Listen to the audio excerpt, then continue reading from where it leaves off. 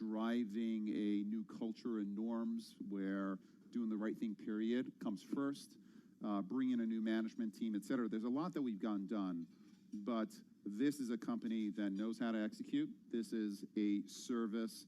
Mobility as a service is something that's universal, that's needed in the world, and I just want to get back to doing business. It's quite interesting. You said true believers. Yep. Normally, true believers are the last possible people where you're able to change a culture. Can you explain a bit about that? Well, I think that they understand that mobility as a service, bringing the cost of transportation down, making transportation services available to anyone and everyone on a local basis, and partnering with cities to be a solution to traffic, to pollution, et cetera. That is a mission that they all believe in. And I think that they, having seen what happened in 2017, to some extent the crisis, the enormous crisis that the company has gone through, is a benefit because everybody at the company knows now that we need to change, that we need to break with the past as far as the way the company was run. We need to go from growth at any cost to responsible growth and growth in partnership with other players out there. That's clear, but now I've got to kind of get the company down to the normalcy of execution, of building great technology, and I think we're going to get there. It's still some tough sledding early on, but I absolutely think we're going to get there. When you talk about execution, is profits one of the things you want to get? I think you lost $4 billion last year. Well, profits, peanuts by the standards of... Profits would help. Yes. So at some point, we absolutely have to become profitable, and that's part of the plan. Do you have a kind of goal for that? Do you think you should be profitable by 2022 or by 2020? I think that we'll be profitable before 2022. This is the business itself. Do you want to come back a bit closer, 2020? Yeah, listen, it's not going to, I don't want to name a specific year, but this is a business that the core business, the ride-sharing business, can be profitable within 3 years. We will continue to make very aggressive investments in building out autonomy because we think that's a terrific opportunity for building out new technologies such as Uber Elevate, where near-term profitability is not a goal, but long-term growth is. So we will look to balance near-term profitability, but as a company, we will always be a company that makes big, bold bets and takes big risks. To what extent, though, do you think that drive to become profitable fights against a little bit of this culture change? If you want to make, you talked about making money, but not at all costs. Do those two things spar against each other? I don't think that profitability and culture are their issue. The company in the past was willing to make trade-offs as it related to how it did business, and I think was guilty of hubris, was guilty of thinking that they knew better than others, and I think that what we know now clearly is that breakneck growth can hide cultural issues, that there are no excuses for not doing the right thing, and that you do have to make trade-offs. And as a management team, we're specifically talking about those trade-offs that you have to make. We have to be a little more patient sometimes because working with governments, regulators, et cetera, sometimes takes longer, but in the end, you build a more lasting business. And so maybe what we went through was necessary, but we're here. We can control our actions from this moment onwards, and I think everyone at Uber from this moment onwards wants to build a great company, not only in terms of growth, but in terms of the kind of company anyone would want to work at. Can I ask you one thing which you have got a sort of hangover from last year, which is all the regulatory problems, and particularly all the cases against you? I think there are 6 criminal probes or whatever going on. The lawyers are lining up outside the door. Which one do you sort of think? Which one do you fear most? I suppose out of these different things. Listen, I think that all of them are serious issues, and my response is that we're going to be transparent and we're going to take responsibility for our actions in the past. I do think that there are certain circumstances where there was smoke but no fire. And I think as a company, we have to defend ourselves and work within kind of the appropriate frameworks. And my goal is just to get beyond this stuff. But some of these things like pricing policies, surely they go right to the heart of what Uber is, or am I wrong about that? Yeah, I think they do, but I think that there's a way of being smart but transparent at the same time, and that's where we've got to take the company. Take me through governments. When you talk to governments privately, do they talk any differently than they do publicly? Governments? Yes, governments. I think that they are honestly a bit relieved with how we are engaging with them, because I think that the engagement is now real. I think they feel like we're out there, we're genuine because we've learned our lessons of the past, and I do think that we can take, for example, the data that we have in terms of traffic and in terms of movement of our drivers and riders, and we can use that data to partner up with cities in order to solve congestion issues, because congestion doesn't help anyone. It wastes enormous amounts of time for consumers. It hurts the environment. And I think that we are aligned with cities, for example, to partner with them in a fundamental way to solve these problems. And I do think that when these are conversations that a number of regulators and cities have wanted to have with us for many years, and I think we are really engaging with them at a depth that I think is going to create a real win-win going forward. Do you think you were too confrontational on this before? Yeah, I do. I think that the company was pushing growth. And listen, any innovator, to some extent, you know, the innovation is about questioning past kind of present practices. It's about breaking things, the Facebook breaking things. We just went a step and a half too far.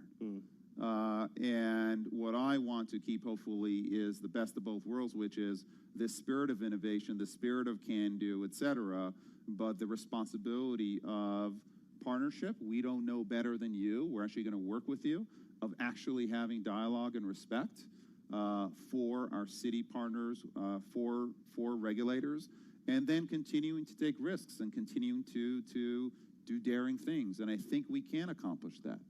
Imagine this audience here is a collection of mayors or a collection of city officials, and you want to depict, this is the Year Ahead conference, depict what the years ahead in this thing are going to be like.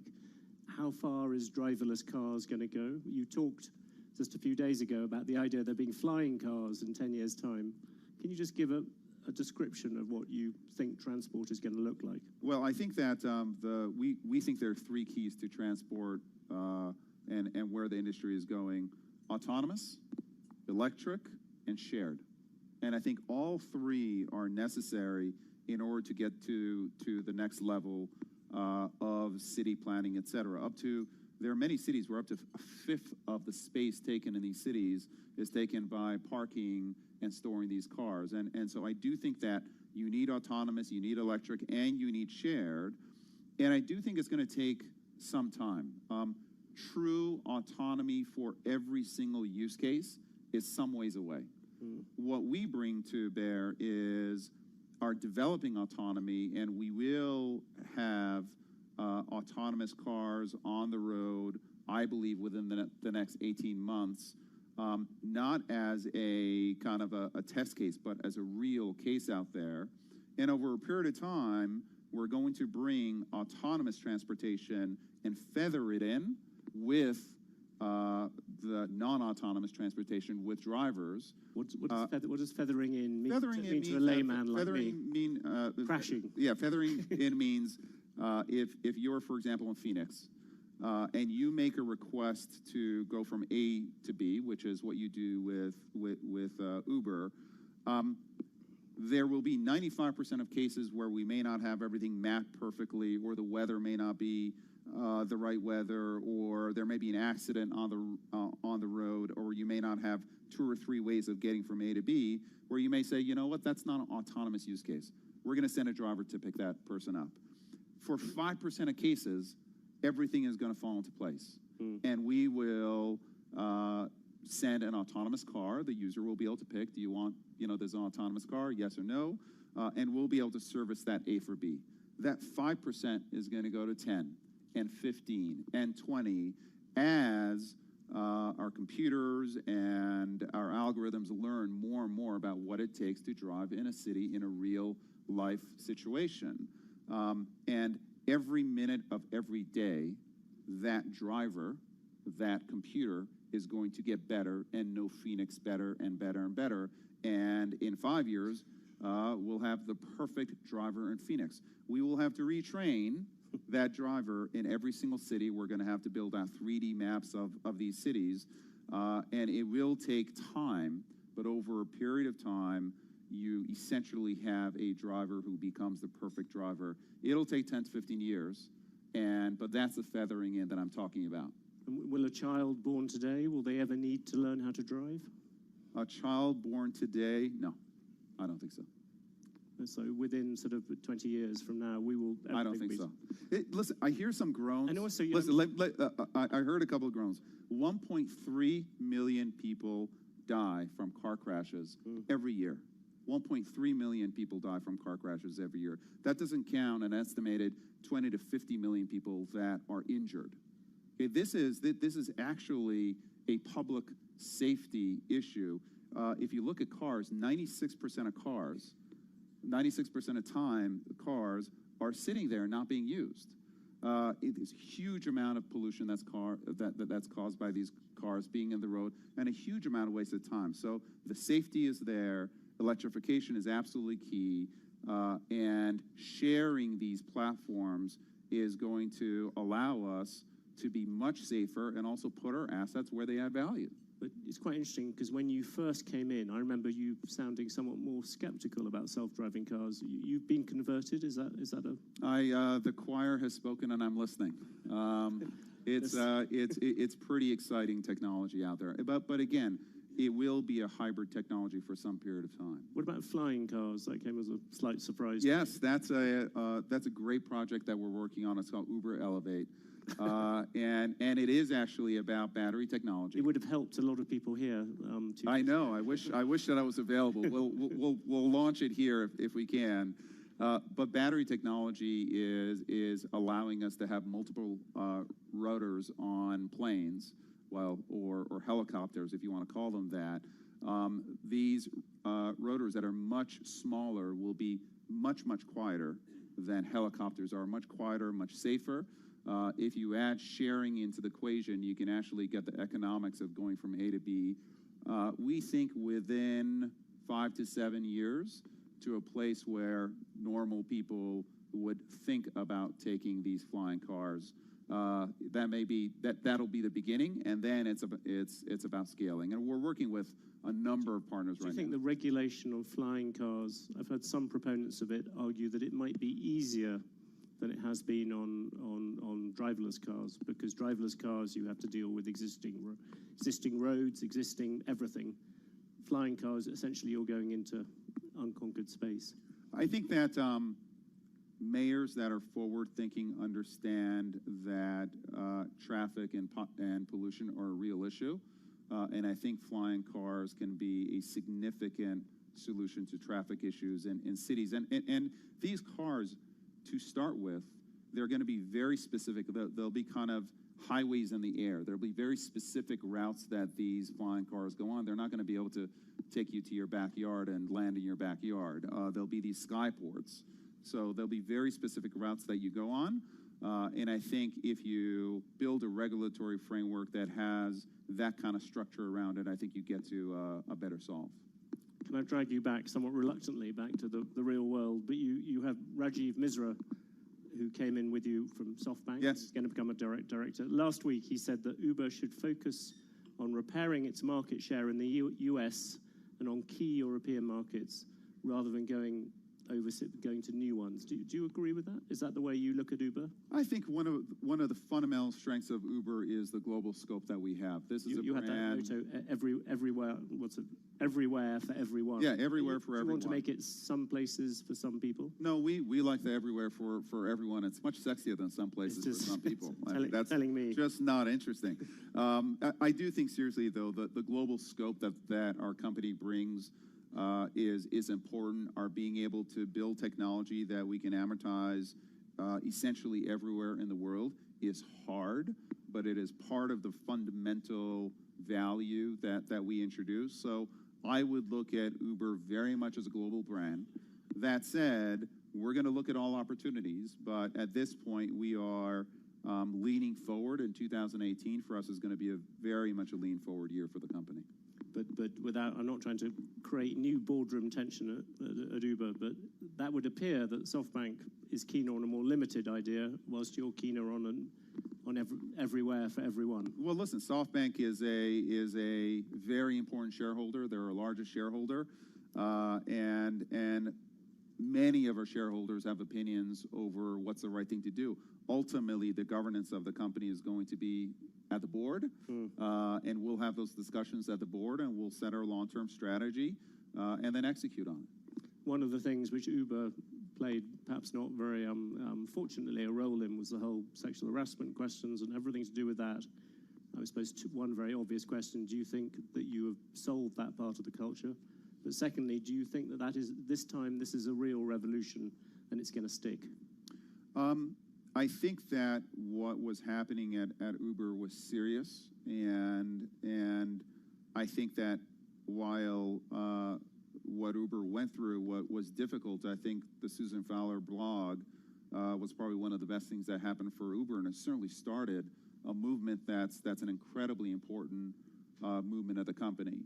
I'd be reticent to say that it's solved. Yeah. But it's not an endemic issue within the culture of the company, and I think the company has learned, and I think the company took very harsh and appropriate steps to make sure that kind of behavior is absolutely clear, that kind of behavior is not accepted in any way, shape, or form of the company, regardless of where you are, regardless of if you're a great performer or not.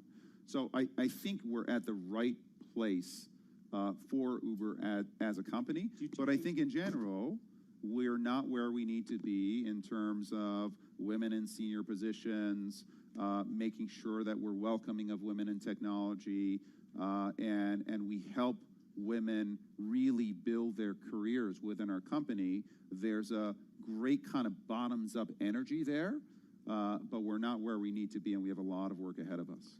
On the issue of, you talked about the top performers, is that looking back, and also I suppose looking forward for many of the people in this room, because there are a lot of people's businesses which have been affected by this. If you had to give lessons to other people who are now looking at this issue, perhaps more seriously than they have done before, is the really bad issue, and I suppose I'm thinking some ways about the media industry in this, is that giving top performers more room for maneuver or whatever than people, or more discretion than people thought? Is that top performers need to be treated the same as everybody else? I think they absolutely need to be held accountable. One of the really valuable lessons that I got early in my life was actually through Jack Welch, and he said, it's very tempting to allow top performers to misbehave in any way, but for me, he was talking about being aligned with the CEO. Sometimes you allow top performers, the tendency is, well, let them get away with some kind of behavior that is not the right behavior because they're so good. And what Jack told me very early on is that it's the top performers who are problematic culturally that are the most dangerous, because they have followership within the company, because people look up to them. So he's like the dumb person who is bad culturally. He's not the problem, because everyone says, well, that's a dumb person, so who cares? It's the smart person who has followership. So it is incredibly important for the top performers to actually be held to account more radically than anyone else, because they're the ones who have followership at the company, and they have to set the example. So for me personally, that has absolutely guided how I've managed. Expedia was a company that had, excellent cultural values. And one of the first things we did at Uber was to go out and reset our cultural values, and we call them norms, because to me, it's not just these values that you put on the wall and kind of people stare at and it's all nice. It's about behavior. And we set out to change behavior at Uber, and I think that the company was thirsting for it, and we are starting on a path, and I believe it's going to be a positive path. an inevitable question. I hope you won't regard it as a cheap shot, but you talked about smart people who have followers throughout a company. I mean, Travis would seem to be the epitome of that sort of figure. Is that, do you think of him as being in that category of people that Jack Welch was talking about? I think, listen, Travis was the CEO of the company, and he had incredible followership, and he was held to account, right? I mean, he's no longer the CEO of the company, and he's a board member. He's a big investor, and so he's absolutely going to play a part on the board. But we've also been very clear as a company that we do have to make a break with the past, with how we behaved as a company. And to some extent, with the new CEO being a very different kind of a CEO. So in the end, you have to be held accountable, and I think that Travis was held accountable, and at this point, he's a board member and a constructive one at that. If you look around the world now, where do you see the next competitors to Uber? You've obviously got Lyft breathing down your neck. Yes. Where else do they come from? Well, I think that as you move into a world of autonomy, the position of the car manufacturers, the position of, for example, Google, who's developing Waymo and Waymo autonomous technology, you're going to get a lot of players interested in the space. And a lot of people think about Uber and ride sharing as a significant enterprise, and it is. But the fact is that we account for less than 1% of miles driven on the road now. When autonomy comes in, that number over the next 10 years is going to be closer, I believe, to 15 to 20%. So because we're not yet a true alternative to car ownership, and I believe that as you bring autonomous and you bring the price of mobility down and make it available to everybody, everywhere, then we become a real alternative to car ownership, and that really opens up the market for us, but it also opens us up to many more competitors. And is Google at the forefront of those competitors at the moment? Google is one of many. I think that they've developed very strong autonomous technology, but what we think, which is exceptional, is having autonomous technology and the network under one roof, which allows us to use autonomous in a very practical way, nearer than you think.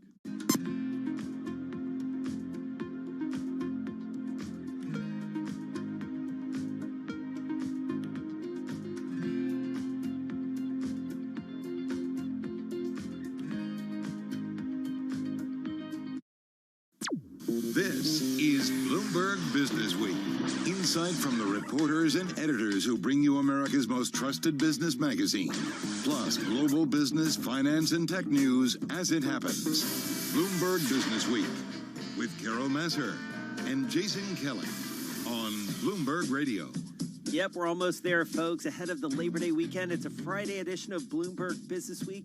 I'm Jason Kelly, live in the burbs in New York, live from New York City. Lisa Abramowitz, or as Oprah Winfrey might say, Lisa Abramowitz. So I like happy. it. I think I need an Oprah Winfrey opening every day for the show. I will be your Jason. Oprah. I will be your Oprah. I'm so Jason's excited. my Oprah. I love it.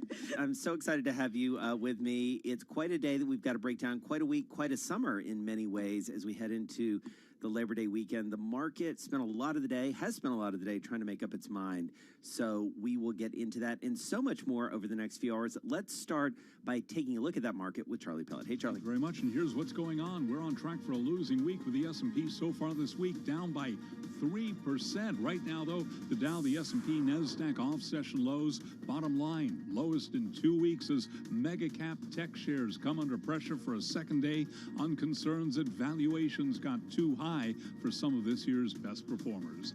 S&P now down 48, down 1.4%. The Dow is down 276. That is a drop of 1%. And NASDAQ is down 262 points, lower now by 2.3%. 10 years down 21/30 seconds with a yield of 0.70%. Gold, lower, little change right now at $19.30 the ounce. And West Texas Intermediate crude down 3.6%, $39.88 a barrel. Bottom line, stocks lower, S&P down 50 now, a drop of 1.5%. I'm Charlie Pellet. That is a Bloomberg Business Flash. All right, Charlie, thank you so much. You are listening to Bloomberg Business Week here on a sunny Friday here in the tri-state area. We're going to break it down and set the Business Week agenda. Lisa Abramowitz with none other than Dave Wilson. He joins us from New Jersey, the stocks editor for Bloomberg, author of The Chart and the Stock of the Day. He'll be with us throughout the afternoon. All right, Dave, the last 2 days, if Carol Masser were here, she would say, whoa, this has been a sell-off, a tech-driven sell-off. What have you seen? It certainly has. I mean, what's interesting about today, though, is at least you've seen some up and downs in the stocks. I mean, yesterday it was just sort of fell off a cliff in the afternoon and didn't keep falling or didn't stop falling until the end of the day. I mean, we've seen a lot of back and forth today. You know, at one point, Apple got below $2 trillion in market value because the shares fell far enough for that. But as we speak, it's actually back above that threshold, down just about 2% at the moment. And that translates into a value of $2.02 trillion, at least for the moment. And looking at the day for Apple, I mean, this stock was down at one point more than 8%. And it's a similar story in Tesla, which, you know, has had an even tougher week, arguably, than Apple, just in terms of the magnitude of the declines. You know, at the moment, it's just off 0.3%. Nothing going on with this stock, right? Well, think again. I mean, just look at where it has been today. You know, at one point, it was up 5% and change. And at another, it was down more than 8.5%. So there's definitely a lot of, shall we say, intraday volatility being mixed in with this general weakness of tech stocks. And Dave, that was exactly the point that I wanted to raise. What are we looking at here? Is it really risk off, or is this a big tech shakeout by some options trader, SoftBank, that's been rumored? Or is this, you know, what is this? Well, it's gone beyond rumored, considering that the Financial Times and the Wall Street Journal have reported that SoftBank had bought billions of dollars of call options. Basically, they were looking for tech stocks to move higher, and they wanted to take full advantage. Now, they certainly own a lot of tech shares and related companies themselves that they were looking to, in essence, magnify their bet on the group.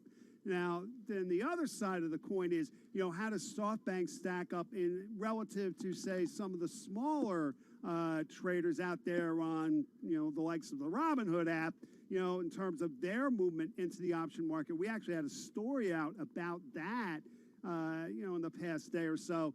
And so, you know, you have to wonder what the source of, you know, the declines that we're seeing is. But there does at least seem to be an option element. Bear in mind, if you kind of create an option contract and sell it to somebody, you know, chances are you're going to buy the shares to offset the moves going forward in the options. You're hedging yourself if you're, you know, a securities firm or whatever. And that really plays into, arguably, what we've been seeing in stocks lately. So, Dave Wilson, you've watched the markets for a time, and you've seen the Labor Day Friday before. This is a different sort of year for so many reasons. How much of this is seasonality, or do we just sort of throw everything out the window here in the annus horribilis of 2020? Well, it's interesting you bring that up, Jason, because, you know, if you talk to the folks at the Stock Traders Almanac or just going to run the numbers, you find out that September has historically been the worst month of the year for U.S. stocks. Now, everybody tends to focus on October, given what happened in 1929 and 1987, but September, on balance, has been the worst month of the year. You know, if you just take it, say, going back to World War II. And so what we're seeing now, you know, arguably may be the shape of things to come this month, if history is any guide. Bonds didn't offer any kind of hedge to stocks today. What can we glean from that? You know, that is really, you know, the challenge. I mean, what do you do as an investor? You know, the idea that, you know, on one of our podcasts, we talked to Paul McCulley, late of PIMCO, and he basically said that, you know, if you're still 60% stocks, 40% bonds, and you think that's going to, you know, be a hedge, well, maybe it's not going to work out in the future the way it has, given how low yields are. And memory serves, it's the What Goes Up podcast, if I'm not mistaken, Mike Regan and Sarah Ponzek. That's exactly right. Having that conversation with McCauley. So, you know, things have changed, no question, with the rebound that we've seen in stocks, with, you know, how low bond yields are and therefore how high prices are. I mean, you got to wonder how things kind of balance off each other going forward.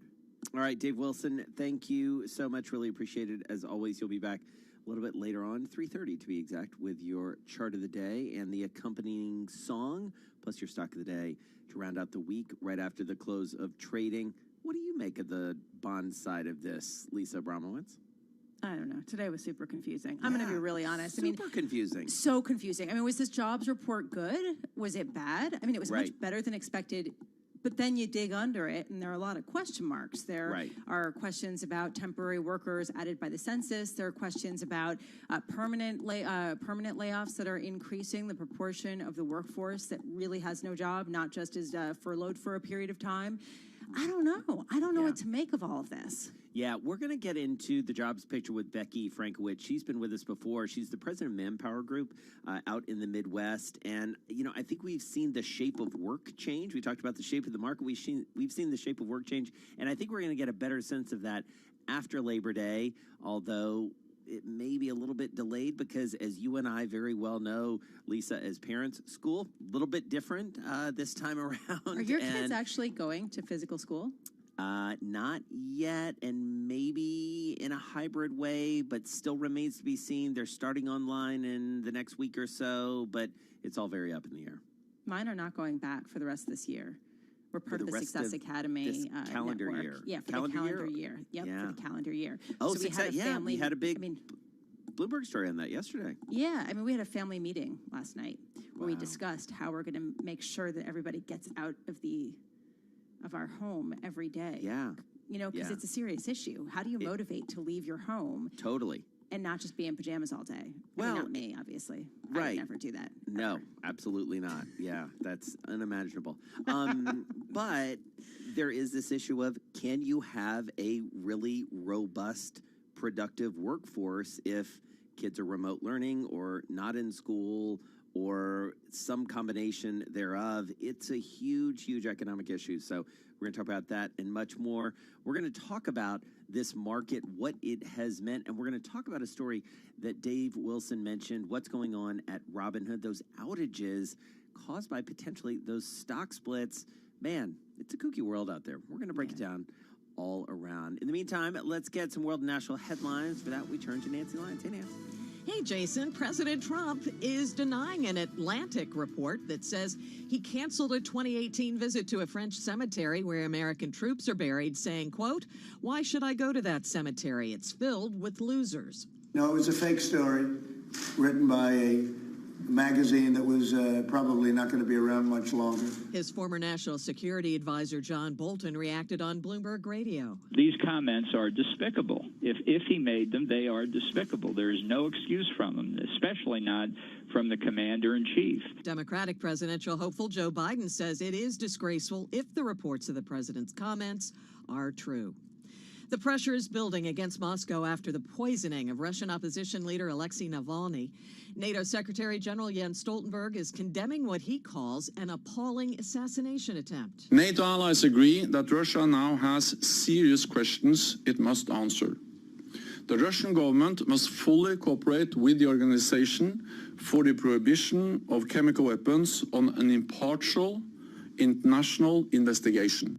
German authorities say they have tests that show that Navalny was poisoned with a chemical nerve agent from the Novichok group. The UN's atomic watchdog agency says Iran continues to increase its stockpiles of enriched uranium in violation of limitations set in the landmark 2015 nuclear deal with world powers. The International Atomic Energy Agency says in a new report Iran has stockpiled 2.3 tons it found in the deal to keep no more than 447 pounds. Global news 24 hours a day on air and on Bloomberg Quick Take, powered by more than 2,700 journalists and analysts in more than 120 countries. All right, Nancy, thank you so much. Well, you know, one of the things we do on this show, Lisa, as you well know, is like we pick stories that we want to talk about. And I feel like you choosing this story, like you're just kind of kissing up a little bit, you know, which I fully appreciate. You're like, appreciate that. I appreciate welcome and asked for it. But, you know, if whatever you want to do. I picked this story because this is the year of everything plus. Yes. Right? I mean, we've gotten Disney Plus, we've gotten Walmart Plus, and Apple now Plus. apparently we have Bike Plus.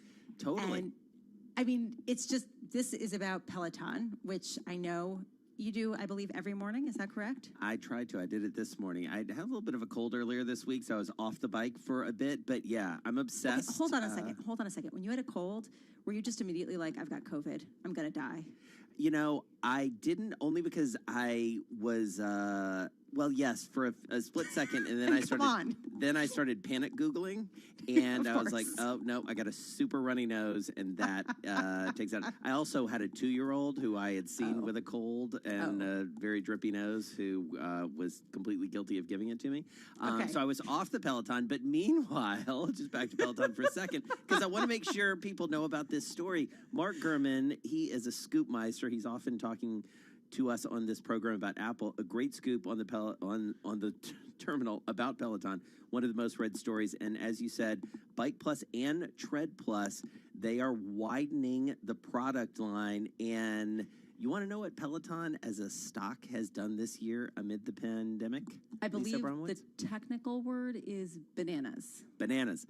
It is up 175%. This is a stock that did not do well when it first went public almost a year ago. Opened at 29, dipped down below 20 at some point. Now, even having gotten hit a couple days in a row, it's trading at $78 and change. So things continuing to go well, but they need to figure out what's next. And what's next is a cheaper bike called Tread, which will cost less than $3,000. So you can get one of those for your 2-year-old.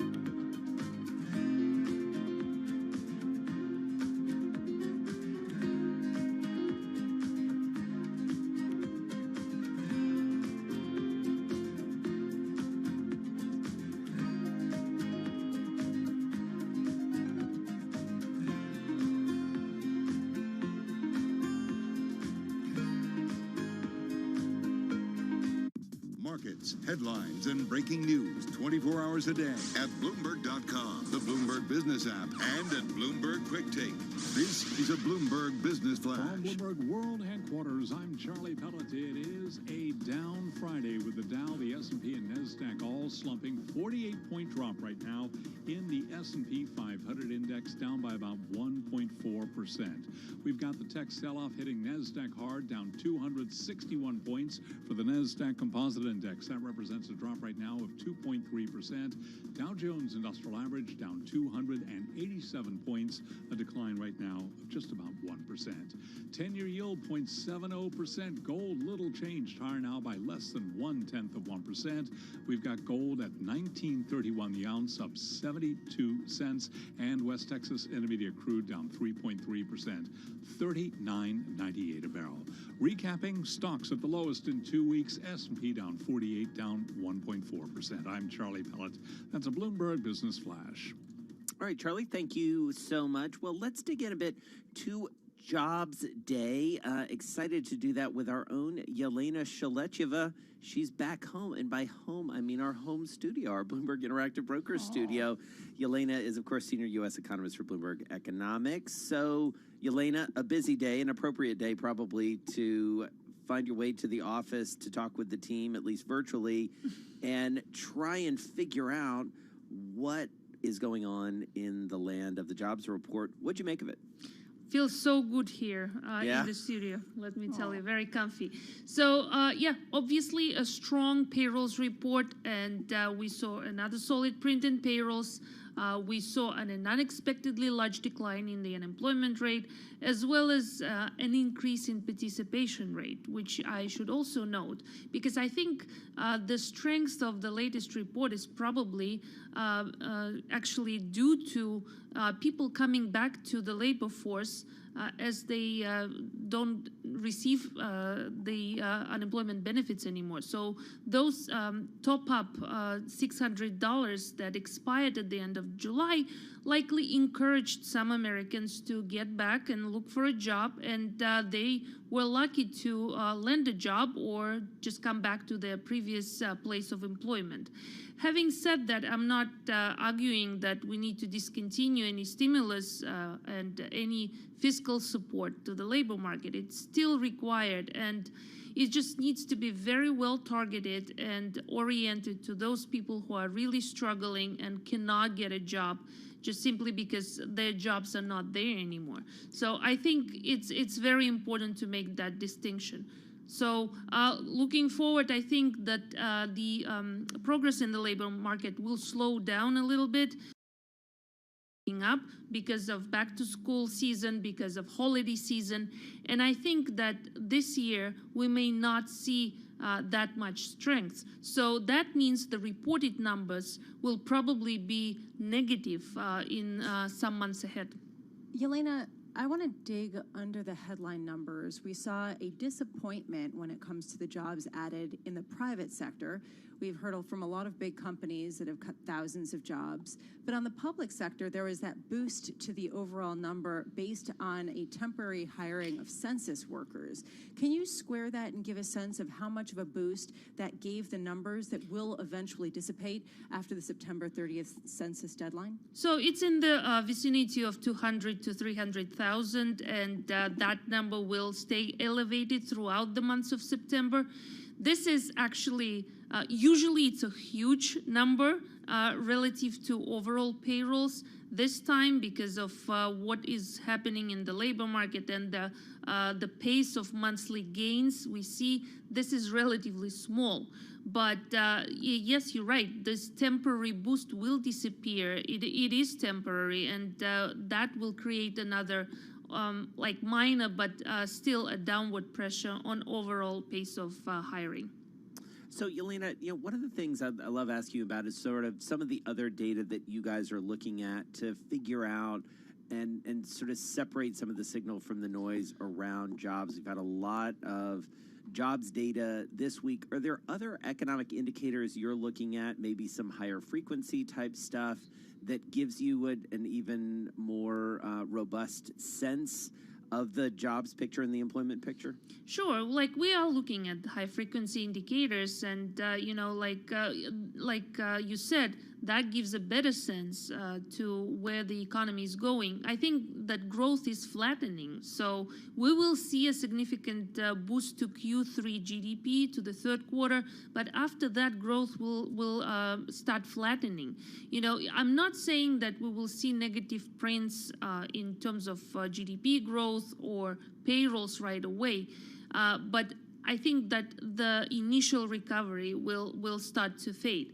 So looking at some data still from the employment report, so if you look at the duration of unemployment, that is picking up. So if you look at people leaving the labor force, so from unemployed into out of the labor force, that number is still significantly high. So it's in the vicinity of 3 million people a month, people who just, were unemployed and they are just simply not looking for a job anymore. Right. So we're going to see this different statistics affecting the overall labor market picture. We're going to start talking about labor skills atrophy. We're going to start talking about lower living standards and things like that. That is still coming despite all this great jobs data. Just real quick here, Yelena, I'm wondering if the momentum that we're seeing, the better than expected jobs reports, justifies the view that perhaps another round of fiscal support from Washington isn't required. It is required. It is required, and I will say it again, it is absolutely required. So yes, we did see. We didn't get it the first two times. Yeah, we didn't get it the first time. The level of unemployment is absolutely high by any standard, and only half of those people who lost jobs in the crisis came back. The other half will be very slow to come back. So we do need this fiscal stimulus to provide that bridge over the health crisis and into the better times ahead. All right, Yelena Shalecheva, thank you so much. Really appreciate it. Bloomberg Economics senior U.S. economist there back in our home studio, the Bloomberg Interactive Brokers studio, joining us on Jobs Day. Really appreciate her time on such a busy day. We know she and the team had a heck of a week trying to make sense of all of this, because we are all trying to make sense of this, Lisa. It is, the employment picture is muddy, don't you think? Well, I mean, the numbers swing by millions. Yeah. The estimates swing by millions. It's really hard to get a read on it, and that makes it very difficult to know whether a positive or a negative surprise, how to interpret that in markets, which are kind of doing their own thing. Exactly. Yeah, doing their own thing, to say the least. All right, we're going to keep track of that, talk more about jobs a little bit later on in the program. This is Bloomberg.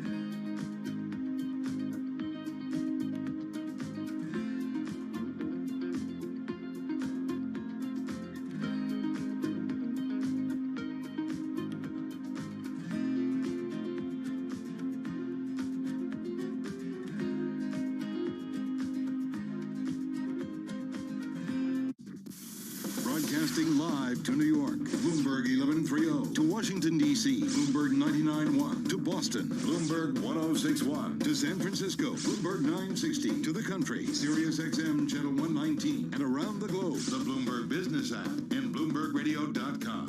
This is Bloomberg Business Week. Well, coming up, we're going to take another look at the markets. What the heck has been going on? One of our experts, Katie Greifeld, is going to be along with us. Lisa, we just got to figure it out. We're going to figure it out today. What the heck is going on? What the heck is going on? Literally, we are standing on a lawn and shaking our fist at the sky and saying... At the market. Yes, at the market. At Mr. Market. At Mr. Market himself. All right, Katie Greifeld's going to be along in just a second. Before we get to that, let's get some numbers to frame this conversation from Charlie Pellet. Hey, Charlie. And let us jump right to the numbers, Jason Kelly. Another down day with the S&P slumping 42 points, now at 3411, down today by 1.3%. S&P, by the way, on track for a losing week. Right now on the week, the S&P is down 2.73%. The Dow is down 231 points. That's a drop of 0.8%. NASDAQ down 237, a drop there of 2.1%. 10-year yield now 0.70%. Stocks have fallen to the lowest in 2 weeks as mega-cap tech shares come under pressure for a second day on concerns that valuations got too high for some of this year's best performers. Among some of those names, Tesla is down 0.1%. Zoom Video Communications slumping 5.2%. Side note, this stock is still up 430% year to date. Apple down 1.4%. Microsoft down 2.6%. Facebook down 3.4%. And Amazon lower now by 3.2%. Gold higher, little changed, up 31 cents the ounce at $19.31, up by less than 0.1%. And West Texas Intermediate crude slumping 4.25%, $39.60 a barrel. The American drug maker AbbVie and Chinese drug developer I-Mab have agreed to collaborate on a cancer treatment in a deal that could be worth more than $2.9 billion. AbbVie shares, they're down 0.1%. I-Mab is higher by just about 2.1%. One of the big unknowns with COVID-19 is what will happen when we move into the cooler temperatures and flu season. Dr. Andrew Pekosh is a professor of molecular microbiology and immunology at the Johns Hopkins Bloomberg School of Public Health. With viruses such as influenza, we expect a seasonality of that, and there is data suggesting that cooler temperatures and lower humidity helps transmission. We think some of those things are also true for COVID-19, but the reality is so many of us are susceptible to infection that even under less than ideal transmission conditions, the virus sees enough susceptible people that it can maintain these transmission cycles, cause disease, and spread in the community. And the Johns Hopkins Bloomberg School of Public Health is supported by Michael R. Bloomberg, founder of Bloomberg LP and Bloomberg Philanthropies. Down day for U.S. equities, shares of Broadcom pushing higher after earnings, up now by 4.1%. Recapping, S&P down 40, down 1.2%. I'm Charlie Pellet. That's a Bloomberg Business Flash. Thank you so much, Charlie. I love hearing Charlie's voice. It's always wonderful. It reminds me of actually being in the subway cars, Jason, which seems like a lifetime ago. What's a subway car? I don't know. A subway? Okay, that's from let's the get back before to times. Let's get back to the markets. And there's a question of whether we've just been seeing bubblicious types of behavior on a host of different areas, but particularly in tech, and ways to sort of poke holes in the enthusiasm, or is this a justifiable rally? Catherine Greifeld has been following that of Bloomberg News. She joins us from New Jersey. Catherine, you wrote about the red-hot IPO pipeline. And we've seen, in particular, a high number of tech-related IPOs. Talk a little bit about how this is raising notice, at the very least, and concern, at least, among a small cohort that are looking for bubbles. Yeah, for the bubble watchers, this is a big one. So let me start with a disclaimer. It's not as hot as the dot-com bubble.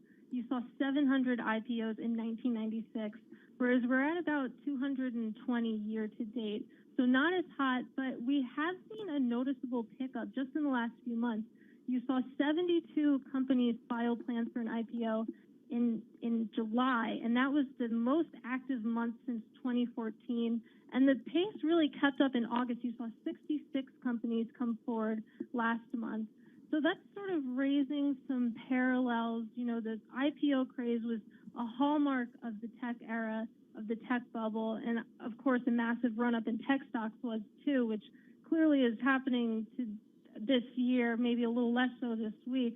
But that's why we're starting to see people draw some parallels between now and 2 decades ago and say, maybe we're just a little bit too exuberant here.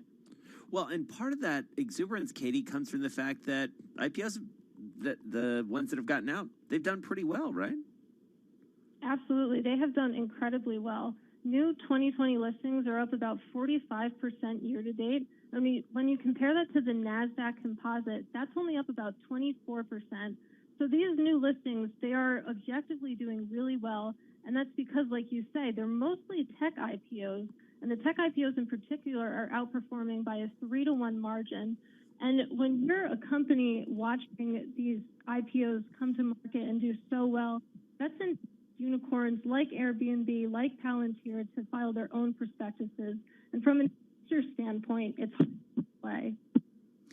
You're going in and out a little bit, but just real quick here, I'm wondering, do you have a sense of who the investors are, about how broad-based the investor pool is? Actually, that's a very interesting point. I was speaking to someone today who said you're seeing more evidence of retail traders come in and sort of chase returns here, again, because it's just hard to stay away when you see outperformance the way it is. And retail is usually the last in and the first to get hurt, because it's not usually the big institutions who are chasing returns here, trying to get into the IPO stocks after the market. All right, we're going to leave it there. Thank you so much, Katie Greifeld. Always good to catch up with you. She looks after the equity markets, ETFs, so much more for Bloomberg, joining us on the phone from New Jersey. And, you know, I think about this in part just from a human perspective, Lisa, because to some extent, you know, you've got venture capitalists, you've got CEOs of companies. They're just looking at this performance and saying, well, yeah, I want to get out. Like, I want to get paid, right? Yeah, I mean, of course they want to IPO if they can, and there were a lot of IPOs. I'm thinking of the Airbnb one in particular, how they were going to go public, and then back in March when everything was going to pot, people were saying they're never going to go public, and now they're going to come out and they're going to come to market because things have gotten so hot. I do think there is a question who will end up holding the bag. If they want to get out, that means they think they're getting paid well for the future at a time of a lot of uncertainty. Yep, exactly. And listen, I think that any parallels back to the dot-com boom immediately puts those of us of a certain age sort of back on our heels and thinking about how disastrous that was, at least in the short term, and the wider ranging economic consequences it had, because it wasn't just about tech stocks.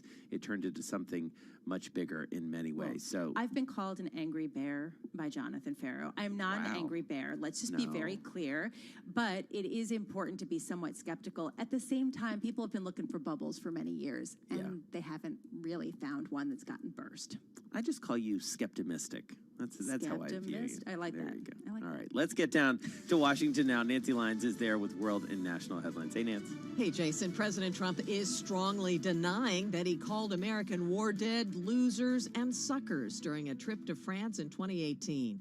But as Bloomberg's Nathan Hager reports, that report is sparking a swift backlash in Washington. These comments are despicable. If he made them, they are despicable. Former National Security Advisor John Bolton was with the president when the Atlantic magazine says he made those remarks during a canceled visit to a World War II cemetery. No, I did not hear those things. If I had, they probably would have been in the book. Bolton tells Bloomberg Radio those who do say the president disparaged fallen troops should do so on the record. If they're serious about it, if they're concerned about the country, now's the time to stand out in the sunshine and say, yeah, I heard him say it. I was there. Nathan Hager, Bloomberg Radio. Well, Democratic presidential nominee Joe Biden has condemned Trump's comments. I've just never been as disappointed in my whole career with a leader that I've worked with, president or otherwise, that if the article is true, and it appears to be based on other things he said, it is absolutely damnable. It is a disgrace. Biden says President Trump is unfit to serve as president. Ford Motor Company is raising money to help Blue Star families and disabled veterans by selling Proud to Honor merchandise. 100% of the profits will be going to military families. A new report shows inmates are more likely to die of COVID-19 than the general public. Their mortality rate twice as high. Global news 24 hours a day on air and on Bloomberg Quick Take. Powered by more than 2,700 journalists and analysts in more than 120 countries. Nancy, thank you so much. You are listening to Bloomberg Business Week. Jason Kelly and Lisa Abramowitz here with you on a Friday afternoon. And I have to say, the testing question, even more so to some extent, Lisa, than the vaccine question, I feel like this is the big one in terms of getting back to business, getting back to life, getting back to school, just getting back. Well, and why have we not gotten a better handle on this situation? Do you know anyone who's gotten tested to go on vacation or to go anywhere because they have to have a test that shows, say, that they tested negative for it within 72 hours? Have you talked with anyone? I have talked with people who were supposed to get it, and then they were waiting around for a test, and it became sort of a moot point. Yeah, exactly. I mean, I know people who got a test and didn't get results back for 10 days. Yeah. People who actually canceled their vacation, not because they were worried about getting sick, but because they couldn't find a test that they could get back results within 72 hours to prove that they were negative.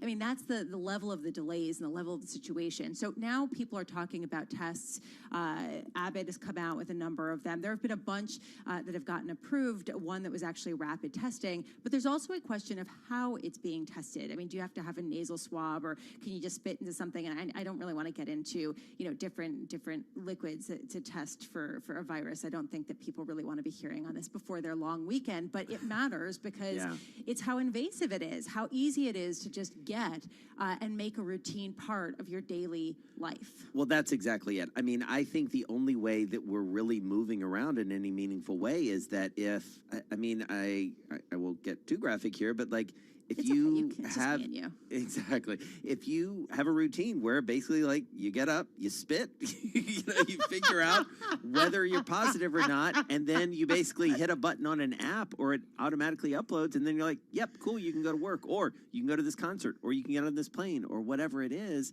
Like that may be the world that we're headed to. Can I quote you on that? Absolutely. You get up in the morning, you look in the mirror, you spit, you see what happens. And you figure out what the rest of your day is going to be. This is Bloomberg.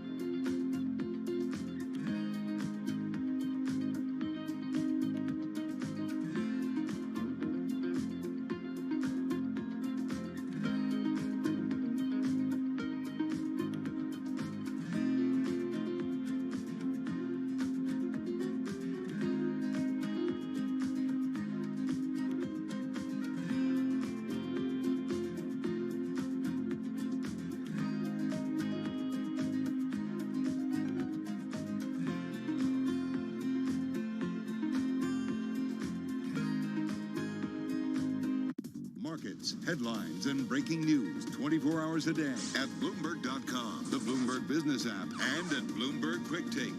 This is a Bloomberg Business Flash. From Bloomberg World Headquarters, I'm Charlie Pettit, looking at a 2-point drop right now in the Dow Jones Industrial Average, just turning higher, up now by 3 points. Little change there. The S&P narrowing its loss to 12 points. We've got the NASDAQ Composite Index still trading lower for a second day, down 116 points, a drop there of 1%. Bottom line, big recovery in the U.S. stock market. Mega cap tech shares, though, under pressure for a second day. They have come off their lows as the holiday weekend approaches. Right now, we've got the 10-year down 24.30 seconds with a yield of 0.71%. Gold is up 0.4%, 19.38 the ounce. And West Texas Intermediate crude down 4%, 39.73 a barrel.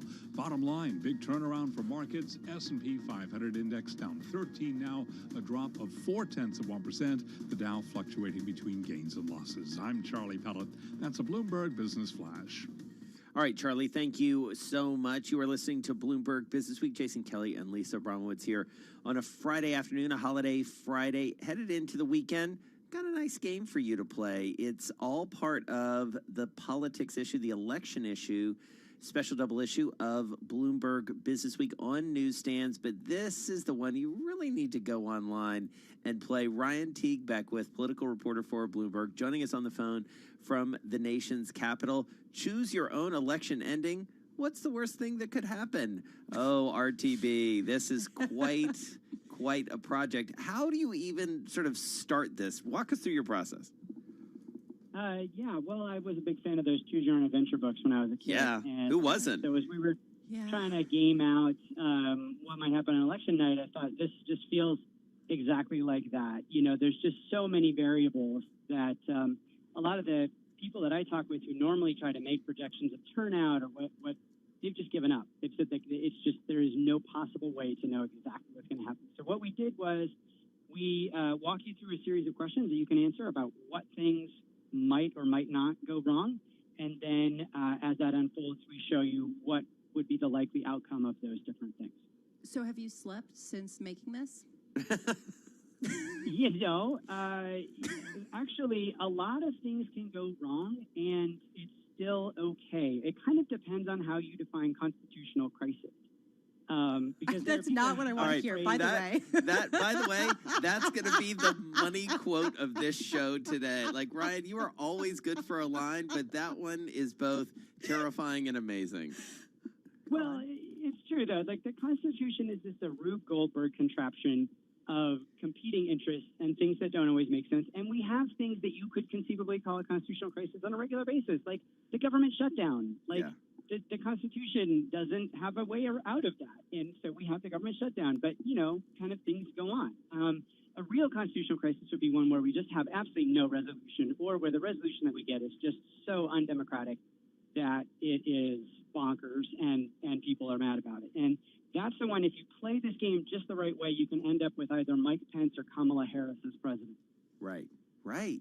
I mean, it is sort of fascinating and a real civics lesson. I mean, there's a little bit of this that is, to use another thing from at least RTB's and my respective childhoods, Lisa's much younger, is there's like a Schoolhouse Rock sort of element to this of like, there's like a demented version to some extent of like how you end up with certain scenarios with certain people. I mean, you do learn a lot about kind of line of succession and all these variables that I think we've never really thought about, honestly, Ryan. Well, you know, if you look at the framers of the Constitution, and we talk a lot about how smart they were and how great the system was that they came up with, but there were a couple of things that they did that are mistakes. I mean, if you look at the 7th Amendment, it says that you can have a jury trial on anything worth more than $20. Well, $20 was the price of a cow. You know, they didn't know about inflation, so they wrote $20 right into the Constitution. So it's kind of the same way. I mean, they designed the vice president to be kind of like the runner-up in the presidential election. Right. And then the first time they had like a real competitive election, they said, whoa, that was a bad idea. And they had to like pass an amendment in like 1800 to fix that.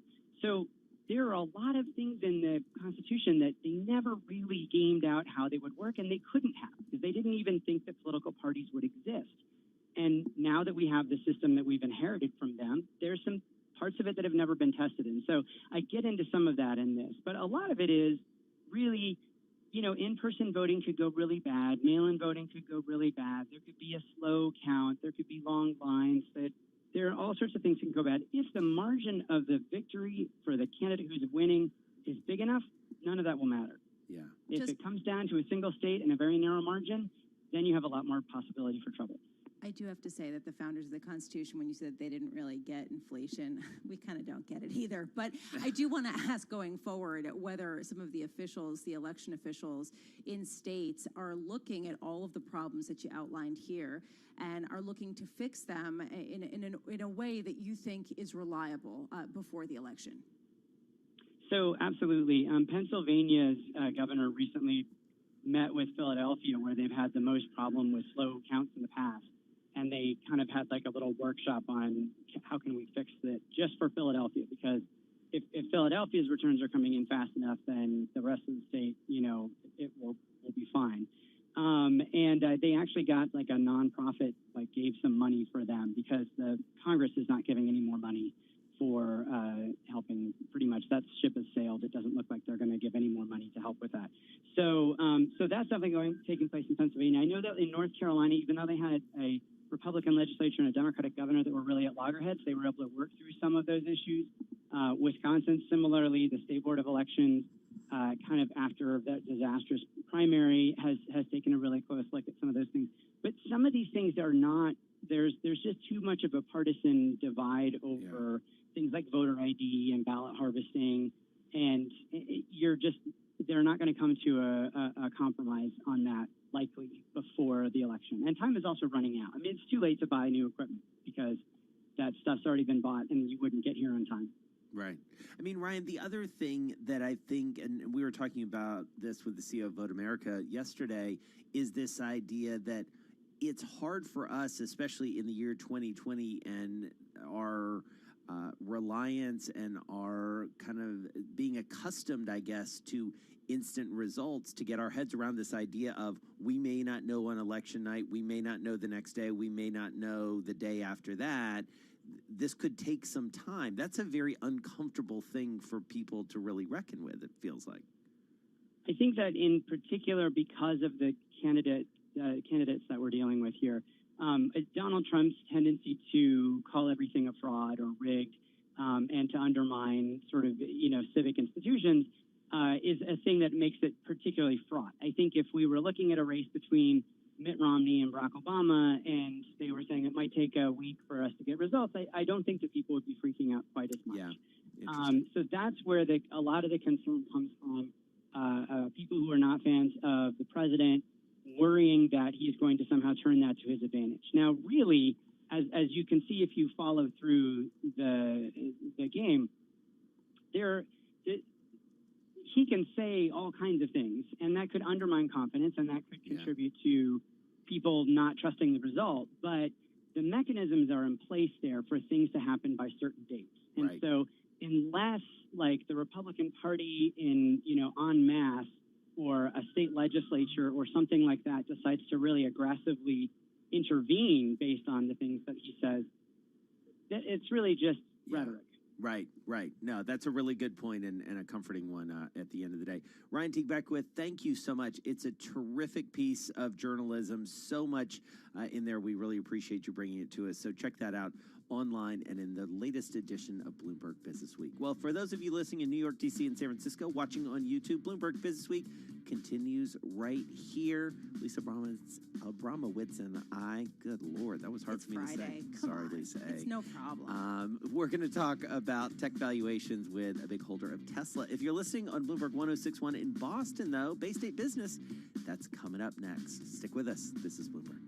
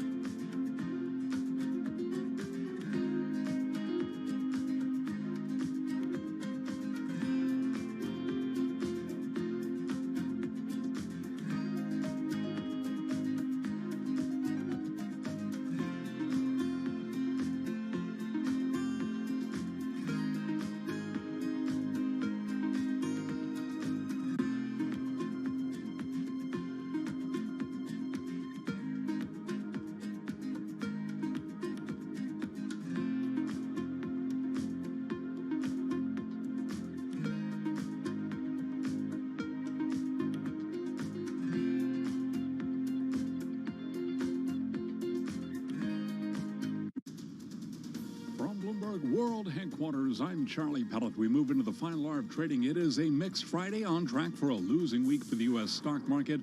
S&P at a two-week low. Mega cap tech shares coming under pressure for a second day off their session lows as the holiday weekend approaches. We are just about 1 hour away. Here's where we stand. The Dow now fluctuating, swinging between gains and losses, up now by just about a point. We've got the S&P 500 index narrowing its loss to 9 points now, down 0.3%, while the NASDAQ Composite Index remains lower, down 95 points, a drop right now of just about 0.8%.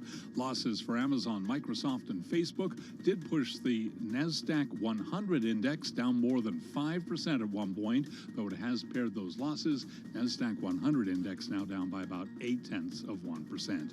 Airline shares are pushing higher. Larry Kudlow is director of the National Economic Council, and this morning on Bloomberg Radio and Television, he told our John Farrow that the administration is in touch with the airlines. The president has said a number of times airlines are crucial. It's one of the key arteries of our economy, transportation, and so forth.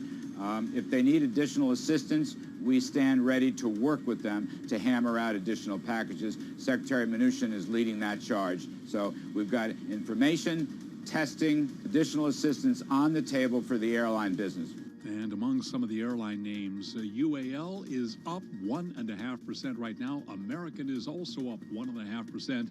Delta up 1.5%. Rounding out the big four, Southwest Airlines up 2 by 1.5%. S&P, as I mentioned, lower by 13, down 0.4%. 10-year yield right now 0.71%. Gold up 0.2%, 19.35 the ounce, and West Texas Intermediate crude is down 3.8%, 39.80 a barrel. There's evidence the recovery is gaining strength. The economy recouped 1.4 million jobs in August. Unemployment dropped to 8.4%. That is the lowest since March. Again, recapping here, S&P trading lower by 16 points, recovering a lot of its losses, down 0.5. I'm Charlie Pellet. That's a Bloomberg Business Flash. You're listening to Bloomberg Business Week with Carol Masser and Jason Kelly on Bloomberg Radio. All right, so the big question of the day, the week, and certainly as we head in to the post-Labor Day market is tech stocks. Were they too expensive? Are they still cheap? What's going to happen next? So many questions. We got the perfect person to talk about it with us, Lisa, and that's Ross Gerber, President and Chief Executive Officer of Gerber Kawasaki Wealth and Investment Management, joining us on the phone from beautiful Santa Monica, California. Ross, how are you? It's been a while since we caught up. Yeah, I'm good. Thanks for asking. You know, it's going to be the hottest day of the year, I think, tomorrow, but it's a beautiful summer day. Yeah, I've heard from a couple people in Los Angeles over the past couple of days in your general area that it's going to be hot. And I don't know, dude, you're in Santa Monica. So I'm just saying. No, it's supposed to be 110 at the beach tomorrow. Wow. This has never happened in my life. That is crazy. That counts. That counts. All right. Jason. Yeah, no, Let him have seriously, it's legit. That's legit. All right.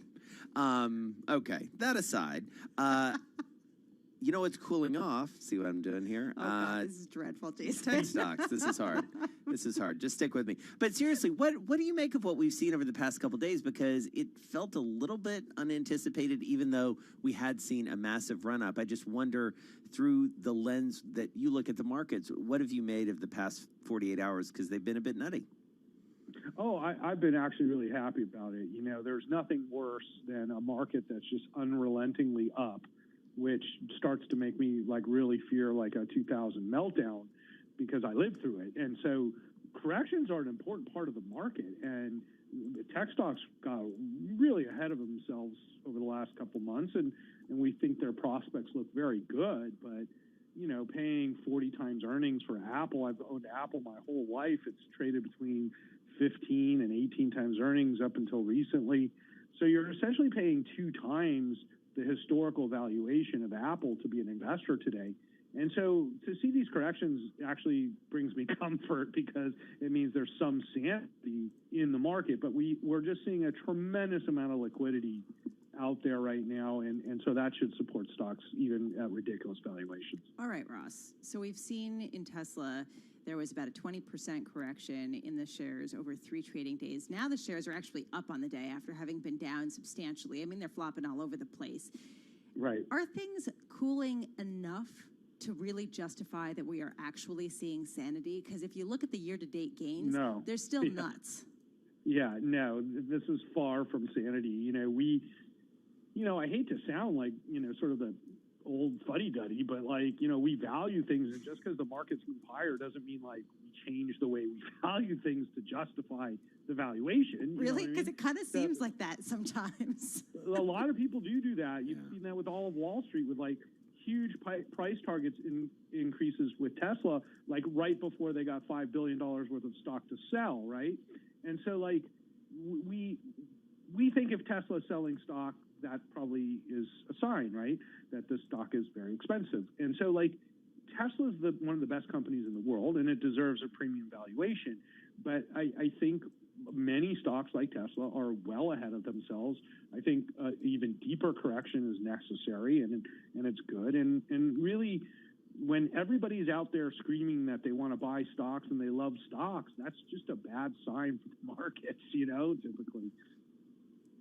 And so, Ross, what does the fall look like, and what are the catalysts for you to make a move one way or the other to add to certain positions or not? Is it just on a case-by-case basis, or are there more kind of macro things like, say, a presidential election or other things going on like a global pandemic that, depending on which way they go over the next 60, 90 days, are really going to deeply influence your behavior here? Yeah, so on a macro level, I would say that I'm in the most conservative investment position I've ever been, and that's my allocation to stocks to bonds. So I literally have half my money out of the stock market right now. And the half I have in the stock market is heavily weighted in technology. And this has served us very well, actually, this year, this approach. But that being said, one of the reasons we're super conservative right now is because of the election. This is typically a weak time of the year for stocks. And then on top of the fact that earnings are going down, not up, for the S&P, and that looks like that'll continue for another 6 months.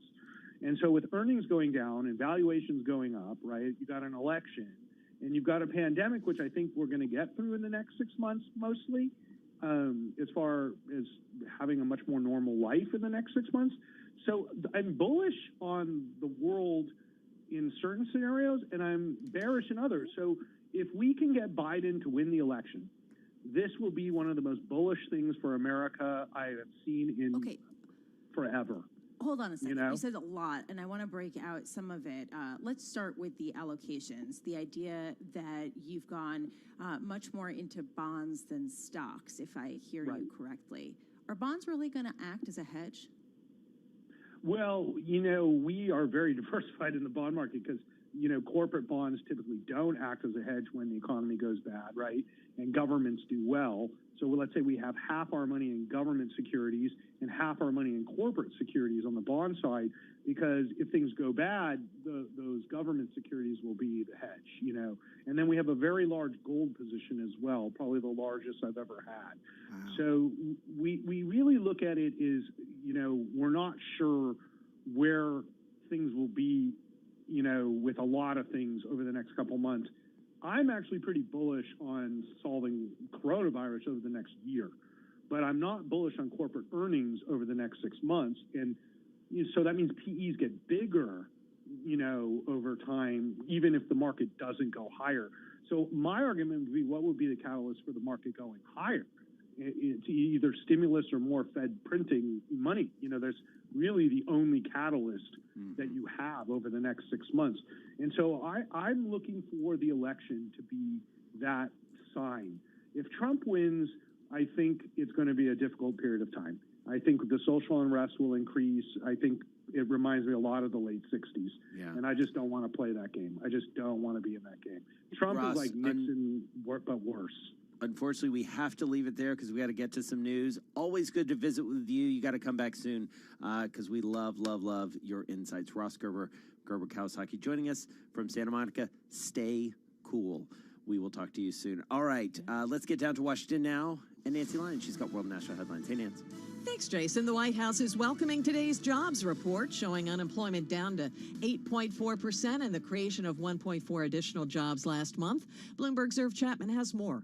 Economic growth will continue and strengthen, White House advisor Larry Kudlow said in a Bloomberg interview. I do think it's self-sustaining. What you have here is a housing boom, you have a retail sales boom, you have an automobile boom, and we've recovered over half of the jobs we lost last winter. The virus numbers are helping quite a bit as they flatten down and hook lower. Kudlow said inventories are way down and companies will have to employ still more workers to replenish them. In Washington, Irv Chapman, Bloomberg Radio. President Trump says he'd be willing to swear on anything that he's never called fallen U.S. soldiers losers.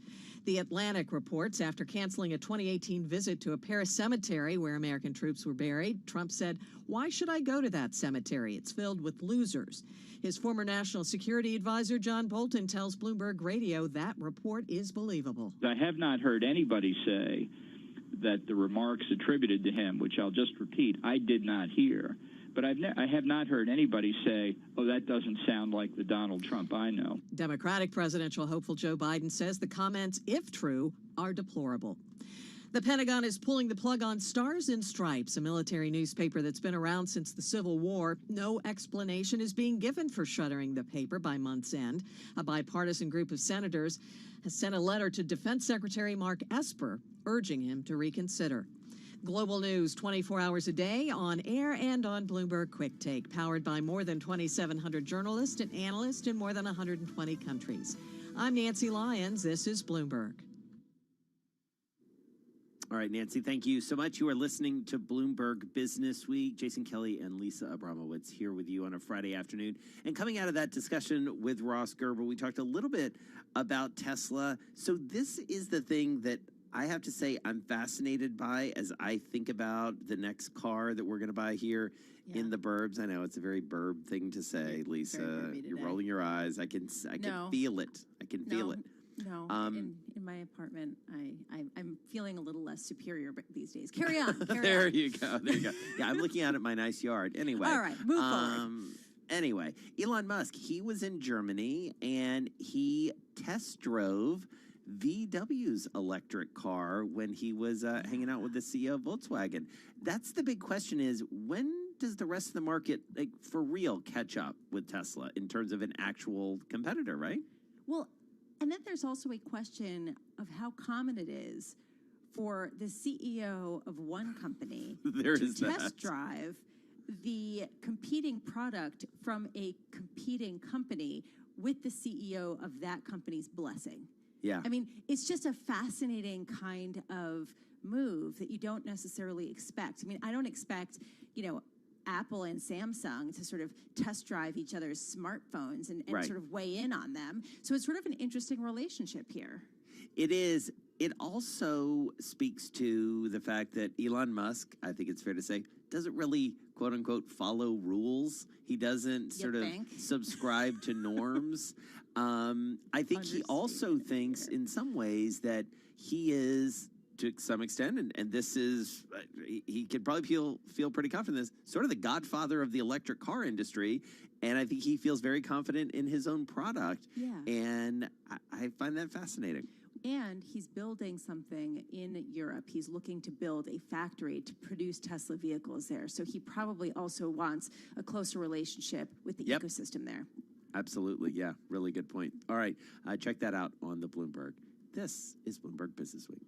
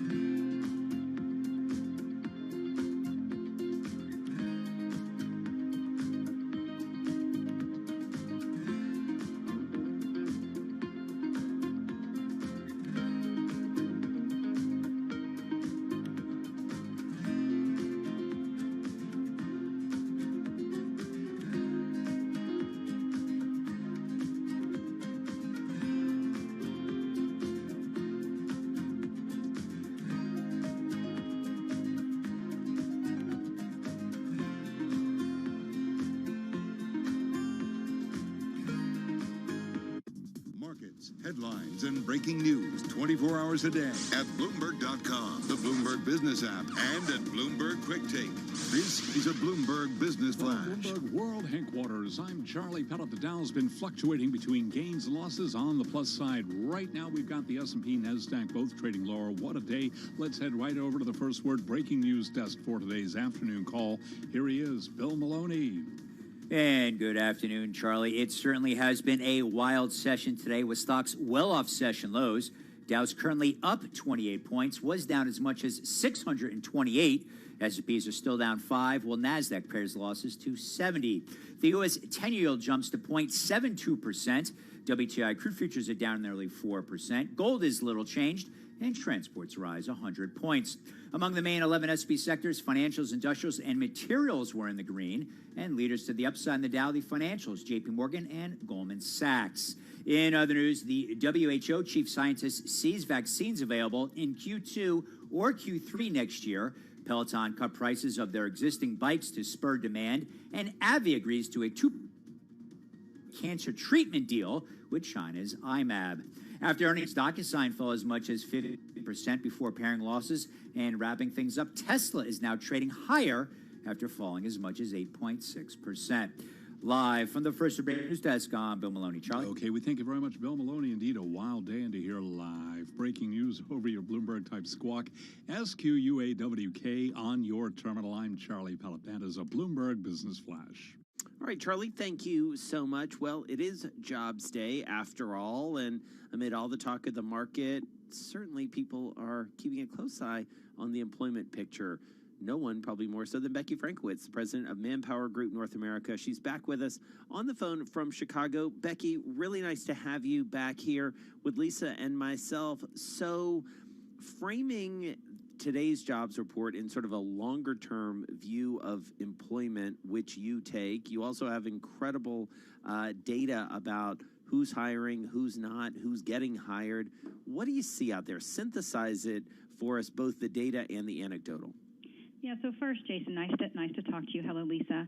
I'd say today's numbers show great progress to mending our labor market. You know, we have single-digit unemployment, the most positive we've seen since March, growth across critical sectors, big moves from retail, happy to see hospitality and leisure, which, you know, means food service, restaurants, and bars, basically, and always important manufacturing. And I think the big highlight from today is really important progress for furloughed workers. So more than half of those displaced during the pandemic are back at work. And, you know, we have a long way to go, Jason. These are encouraging signs, you know, but a step forward starts with a step, and this report was a nice step forward. But as you mentioned, you know, this data is backward-looking, and we track real-time data and forward-looking trends at Manpower Group. And, you know, I'd be happy to share a couple of the trends we're seeing come out of some research that we've recently done. All right, Becky, what are those trends? Yeah, so we're seeing employers hire for today and tomorrow. And the reason that's important is during the pandemic, at the height of the crisis, they were only hiring for today. You know, forward-looking was not what was happening, but we're seeing positive outlooks in terms of hiring intentions across industries. And at the same time, you know, employers are looking to the future and saying this is the dawn of a new next rather than the return to an old normal. So we're seeing three trends emerge, Lisa, and the first is, I think, really interesting, that most employers are anticipating a slower time to full recovery. And let me tell you what I mean. We surveyed over 8,000 American employers, and we just asked them how long they thought it'd take to be back to normal, their pre-pandemic hiring. And when we asked in April, 30% said, hey, they'd be back, you know, we plan to be back within a year. Now, when we asked in July, 66% said it's going to take that time or longer to be back to the pre-pandemic hiring. And so more companies are saying it's going to take at least a year or longer to be back for pre-pandemic. So that was a first and a big shift in a short period of time. Yeah, that is a big shift. And so how much, in your estimation, does this whole need for flexibility and uncertainty around schools and maybe some either uneasiness or unwillingness around a commute, how much does that stick? Like, how should we be thinking about that as both employers and employees? Yeah, so we're seeing, we asked that question as well because we know, Jason, you and I have talked about it probably, 6 or 8 months ago. Yeah. We know that employees, so workers have been asking for this kind of flexibility for a while. Employers haven't been offering it, and so it's been a bit of the gift of the crisis. So in the same survey of 8,000 American companies, over a third plan to offer remote work and flexible hours, and almost 10% plan to offer 100% remote work to employees. And so this is accelerating a shift closer to what we know workers wanted and we've talked about from some time. Becky, what's going on with the younger cohort? And I've been looking at data that shows that the unemployment rates among the youngest group of workers is near 20%. And this is the area that has gotten hit particularly hard because younger kids, they come out of college or they come out of high school and they go work in the service industry. Do you have any sense of how quickly that's improving? Yeah, so the service industry has been one of the hardest hits, as we know, and we saw a little bit of a second wave, Lisa, this week in the travel airlines specifically, and so that is impacting the younger generation. I think the other thing, in our research that we heard from the Gen Zs, I think Gen Z 18 to 24 in the workforce, is that they're the most positive about going back in the office. They see it as a place to socialize, to collaborate. It's how they navigate their careers.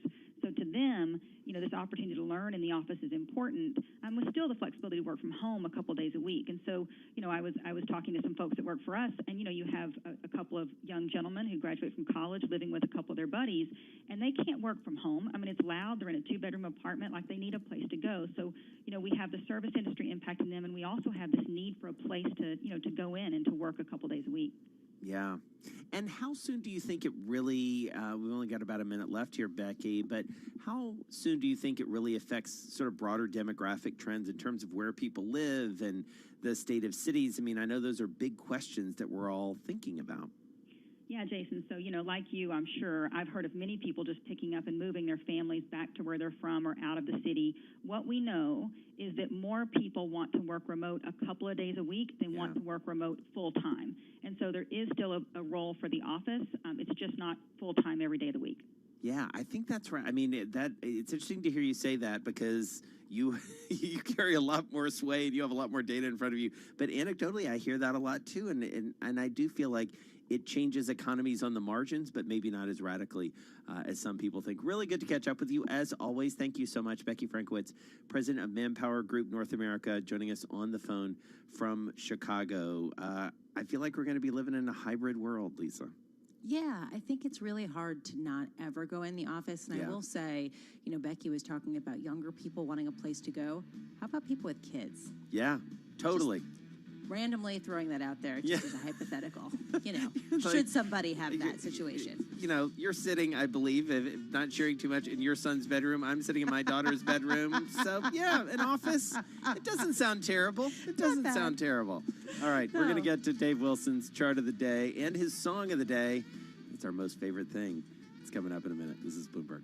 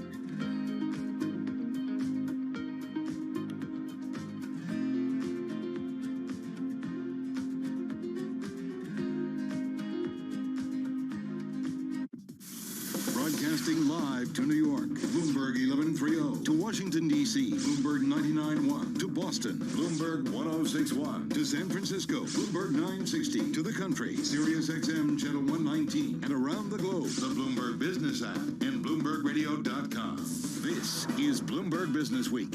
All right, we got a fresh victim for Dave Wilson trying to guess that song of the day for the chart of the day. Lisa, you up for it? You psyched? Yes, I am so up for it. Let's bring that song. We're going to do it. We're going to do it. First, we're going to get to Charlie Pellet, who's looking at a market that's like, well, maybe we're not so upset. Make that song Wild Thing, because that's been the theme for the market today, with the Dow Jones Industrial Average back on the plus side, now up by 4 points, little changed, up by 0.02%. S&P 500 index, the big story here, it has wiped out a gain of more than 3%. Moments ago was trading higher, fluctuating between gains and losses right now, with the S&P down 8, a drop there of 0.2%. We've got NASDAQ still trading lower, down now by 62 points, drop there of 0.5%. Bottom line here, stocks bouncing back from a sharp sell-off, pushing the S&P 500 index toward little change for the day as that holiday weekend approaches. We've got 28 minutes to go until the closing bell sounds on Wall Street. 10-year with a yield of 0.71%, down 24.30 seconds. Gold down 0.2%, 19.34 the ounce. And West Texas Intermediate crude down 4%, 39.71 a barrel. Sources tell Bloomberg Peloton Interactive is preparing to launch a cheaper treadmill and a new high-end bike while cutting the price of its existing bike to stoke demand as many gyms remain closed. Peloton shares down now by 1.8%. 3:32 on Wall Street. Time now for the Small Business Report. Here's John Tucker. Well, we first touched base with Megan Flynn of M. Flynn Jewelry in Boston. This was back in May. The pandemic had forced her to sell her jewelry online. Well, since then, she's reopened the doors to her small business, but with restrictions. Megan, glad you could be with us. What's the update with your small business? We are, for the time being, going to be appointment only. That seems to be working out pretty well. We're worried about, if we just want to be able to trace who's been in our store, so we worry about that a little bit. To be clear, the state would allow you to open the doors and let people in, and as long as there's social distancing, right? You're just taking it a little farther in terms of the safety and for liability concerns. Yes, exactly. I just want to be as safe as possible. Now, the online portion of the business, has that worked out for you? Yeah, so we invested a lot of money into online right now, and we had been doing it for a long time, and it never was a big part of our business, and now it really is driving the business. Another thing is we've adopted technology that allows our customers to be texting us in the store, and we're able to invoice from a text. Since it's Jobs Day in the U.S., I have to ask you about some of your employees. Have any of them switched from being furloughs to permanent layoffs? Yeah, so we had one employee that we needed to permanently lay off. Megan, we'll leave it there. Thanks. Megan Flynn, owner of M. Flynn Jewelry in Boston. That is the Bloomberg Small Business Report. And we thank you, John Tucker. Again, recapping here, equities lower with the S&P down 12 right now, a drop of 0.4%. I'm Charlie Pellet. That's a Bloomberg Business Flash. All right, Charlie, thank you so much. You are listening to Bloomberg Business Week right here on Bloomberg Radio.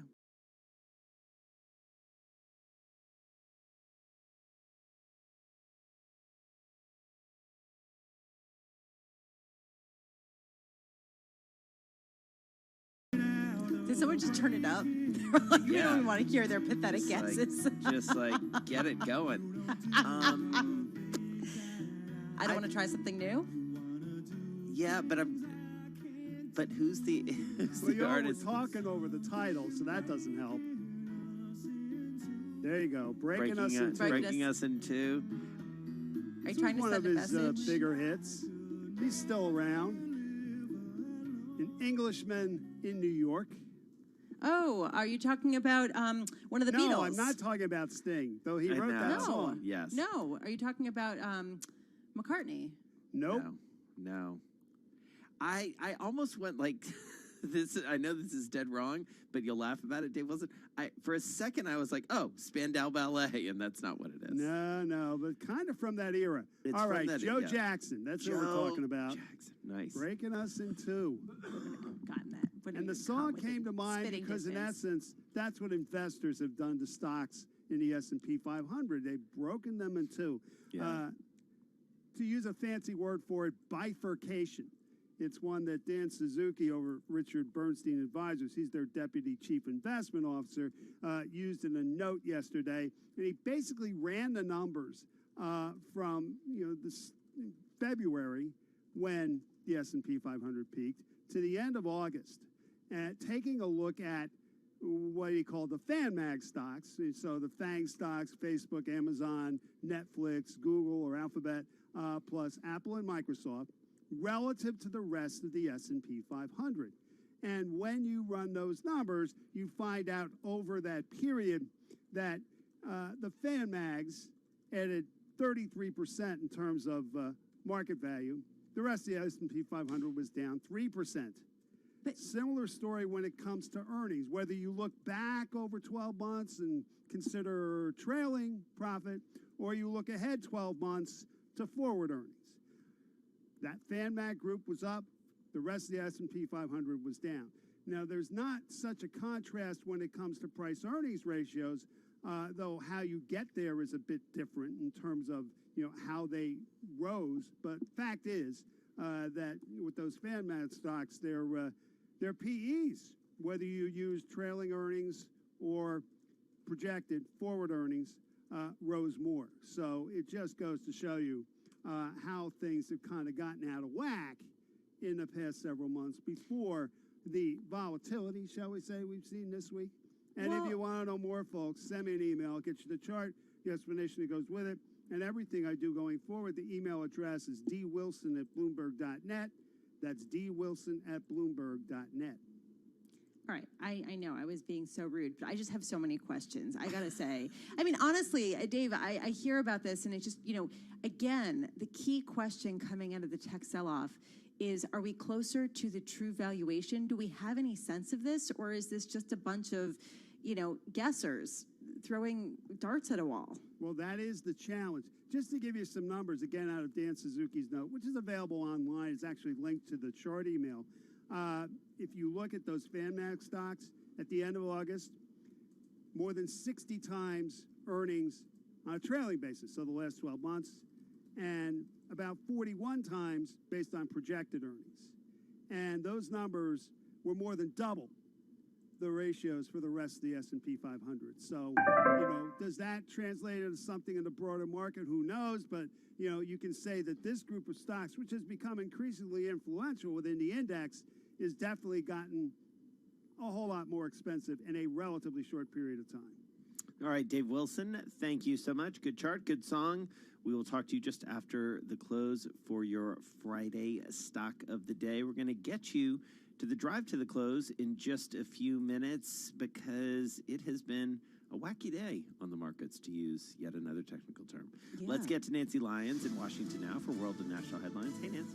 Hey, Jason. President Trump is refuting an Atlantic report that he made disparaging remarks about fallen soldiers. The magazine reports in November of 2018, President Trump belittled American Marines buried in a military cemetery outside of Paris, saying, quote, "It's filled with losers." Trump calls it a fake story, and he gave them another name. People that have given their lives in the military, to me, they're heroes.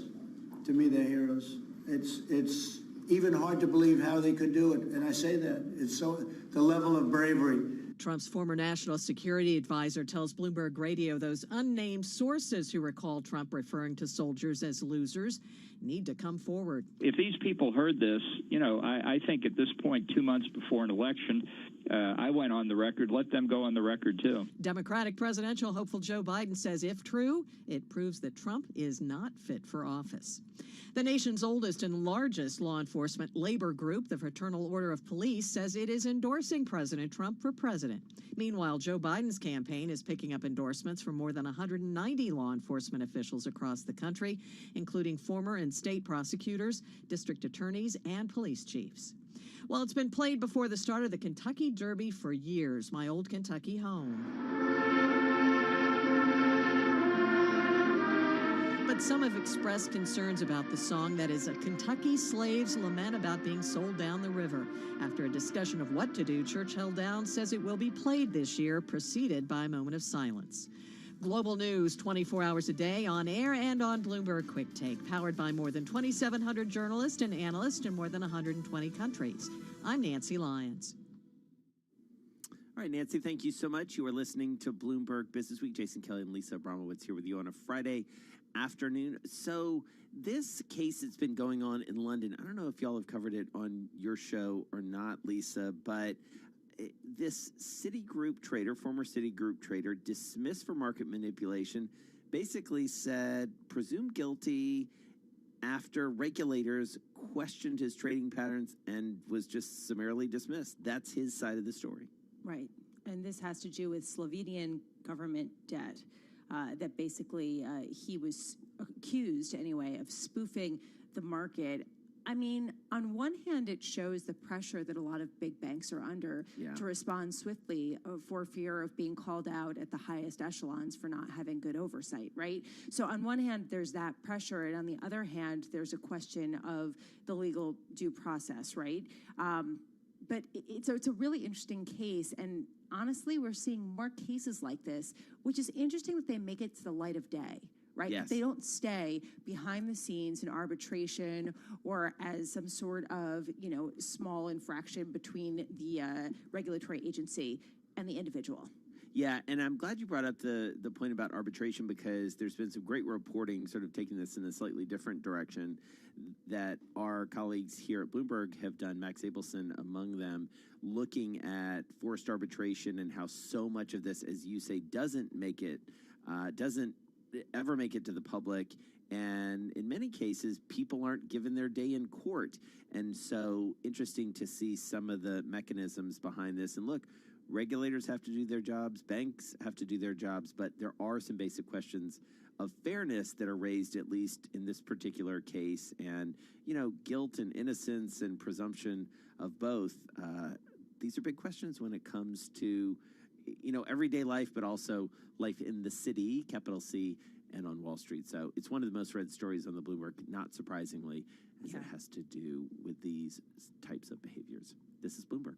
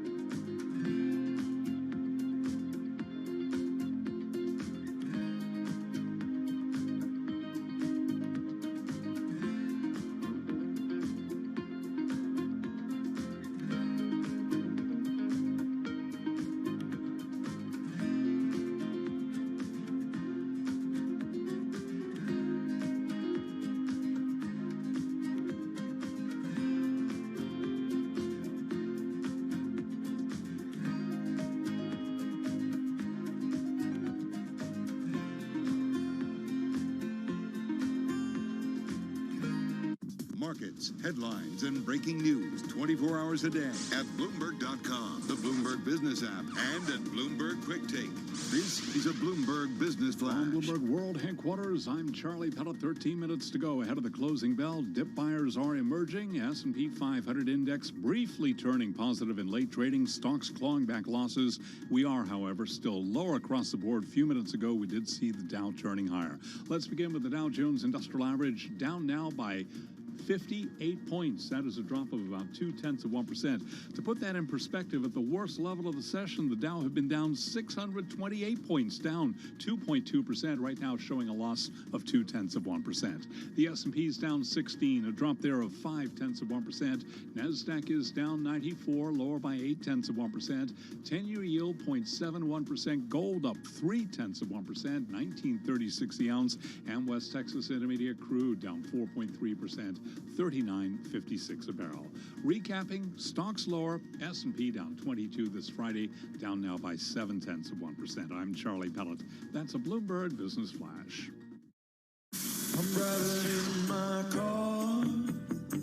I turn on the radio. How about you let me drive? Oh, no. Who's gonna drive you home? Honey, please, I'll do the driving. Drive on. Excuse me, I want to drive. Just drive, baby. It's the question that drives us.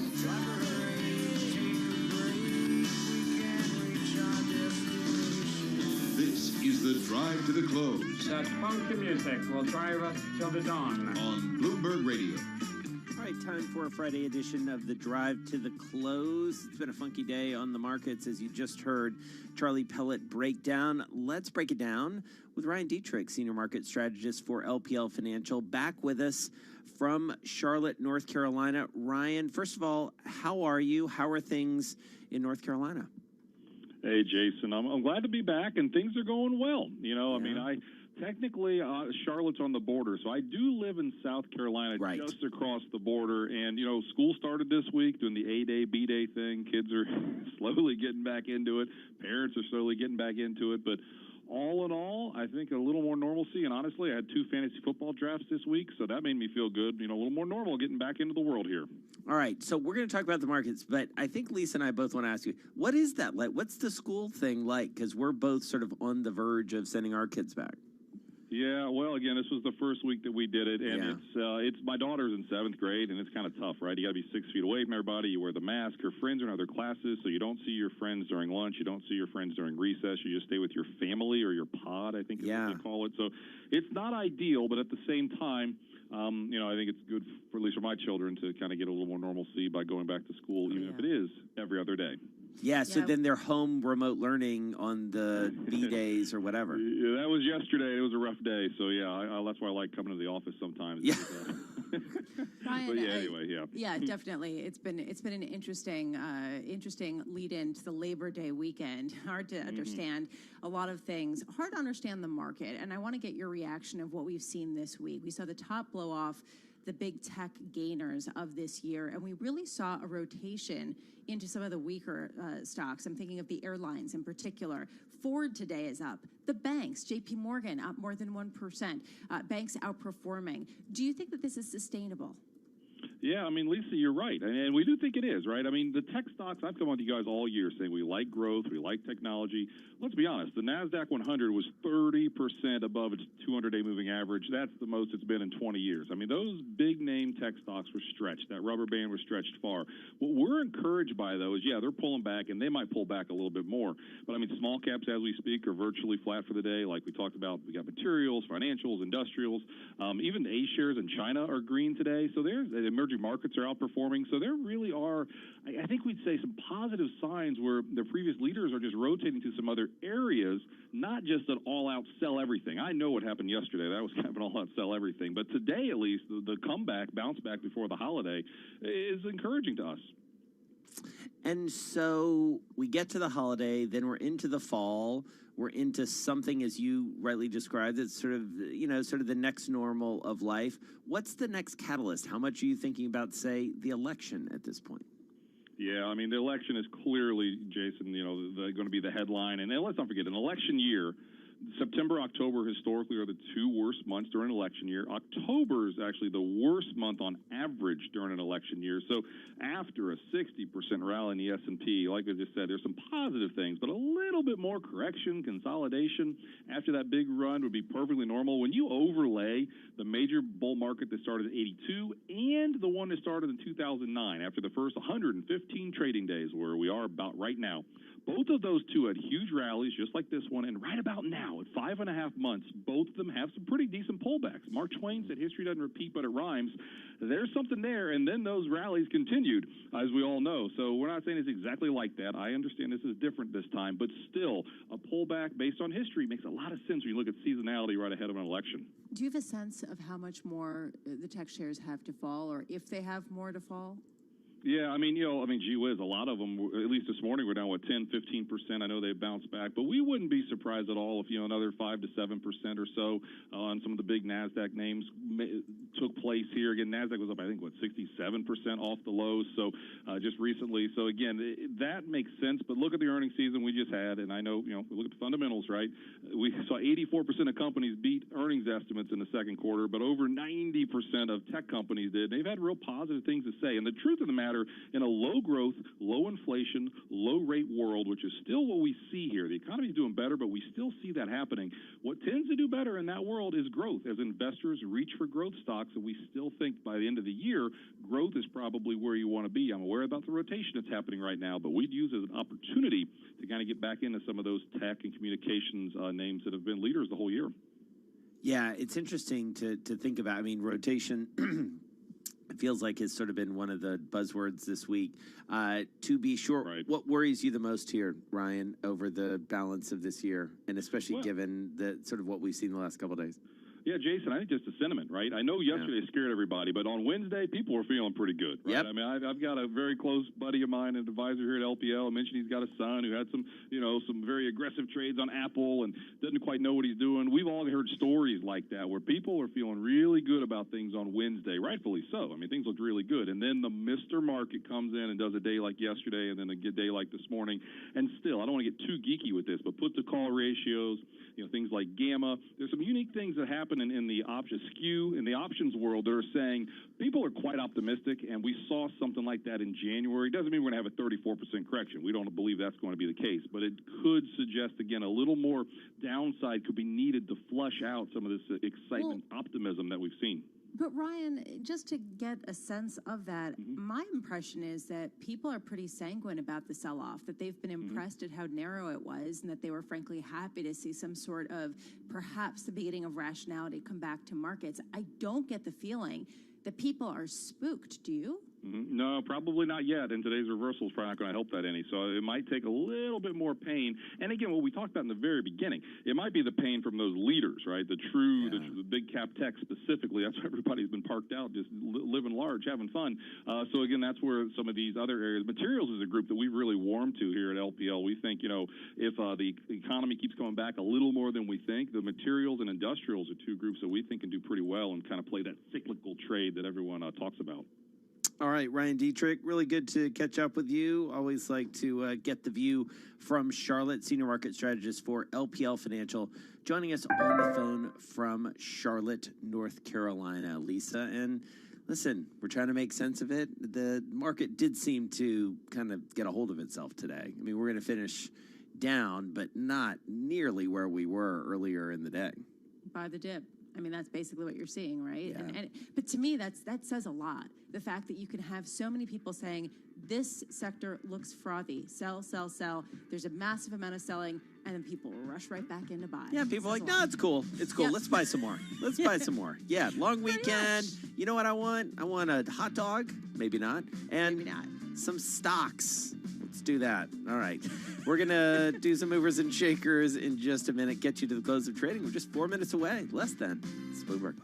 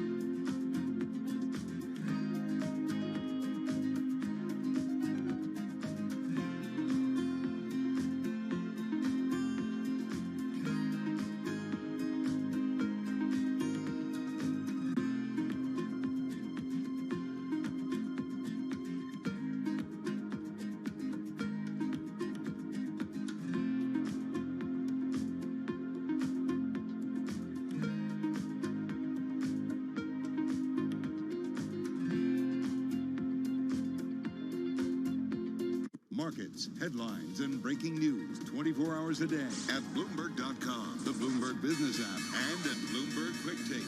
This is a Bloomberg Business Flash. From Bloomberg World Headquarters, I'm Charlie Pellet. There you have it. Sound of the closing bell as we wrap up trading on this Friday, September 4th, 2020.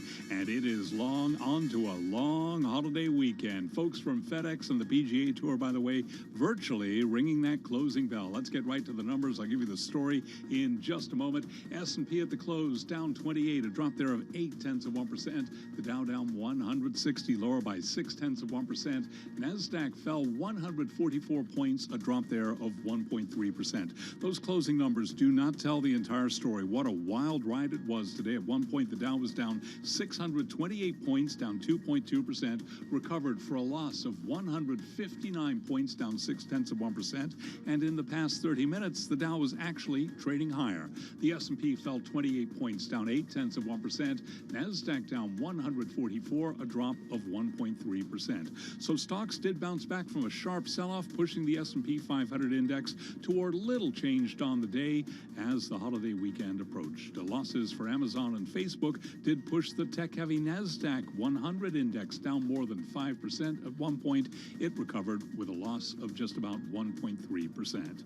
Ryan Dietrich is senior market strategist at LPL Financial. Moments ago, right here on Bloomberg Business Week, he told us the next catalyst will be the election. September, October historically are the two worst months during an election year. October is actually the worst month on average during an election year. So after a 60% rally in the S&P, like I just said, there's some positive things, but a little bit more correction, consolidation after that big run would be perfectly normal.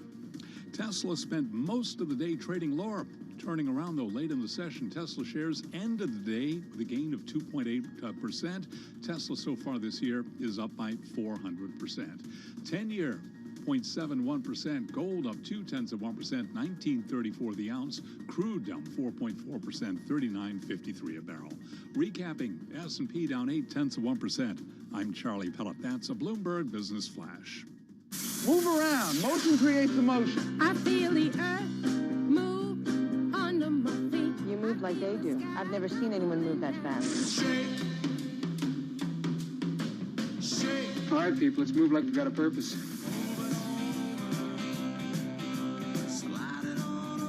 Company's called Movers and Shakers. They cost a little more, but that name cracked me up.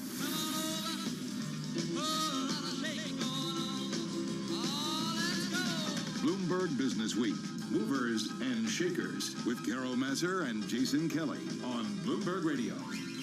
All right, it's time to do a little moving and shaking, winners and losers, and what a week we are ending up with here across the board, Lisa. And, you know, it's interesting watching the market there toward the end of the session, you know, that last hour, we thought, maybe people are buying into the close, and they're like, no, just kidding, we're going to sell. Selling, we're good. But you know what was interesting to me was the discretion. If you dig under the hood, the idea that big tech was really the main action spot and that there actually was a more optimistic reflation trade going on. That basically people were going into some of the unloved names. And I'm thinking Delta shares are having one of their best days in a long time, rising almost 2%, 1.76% to be exact.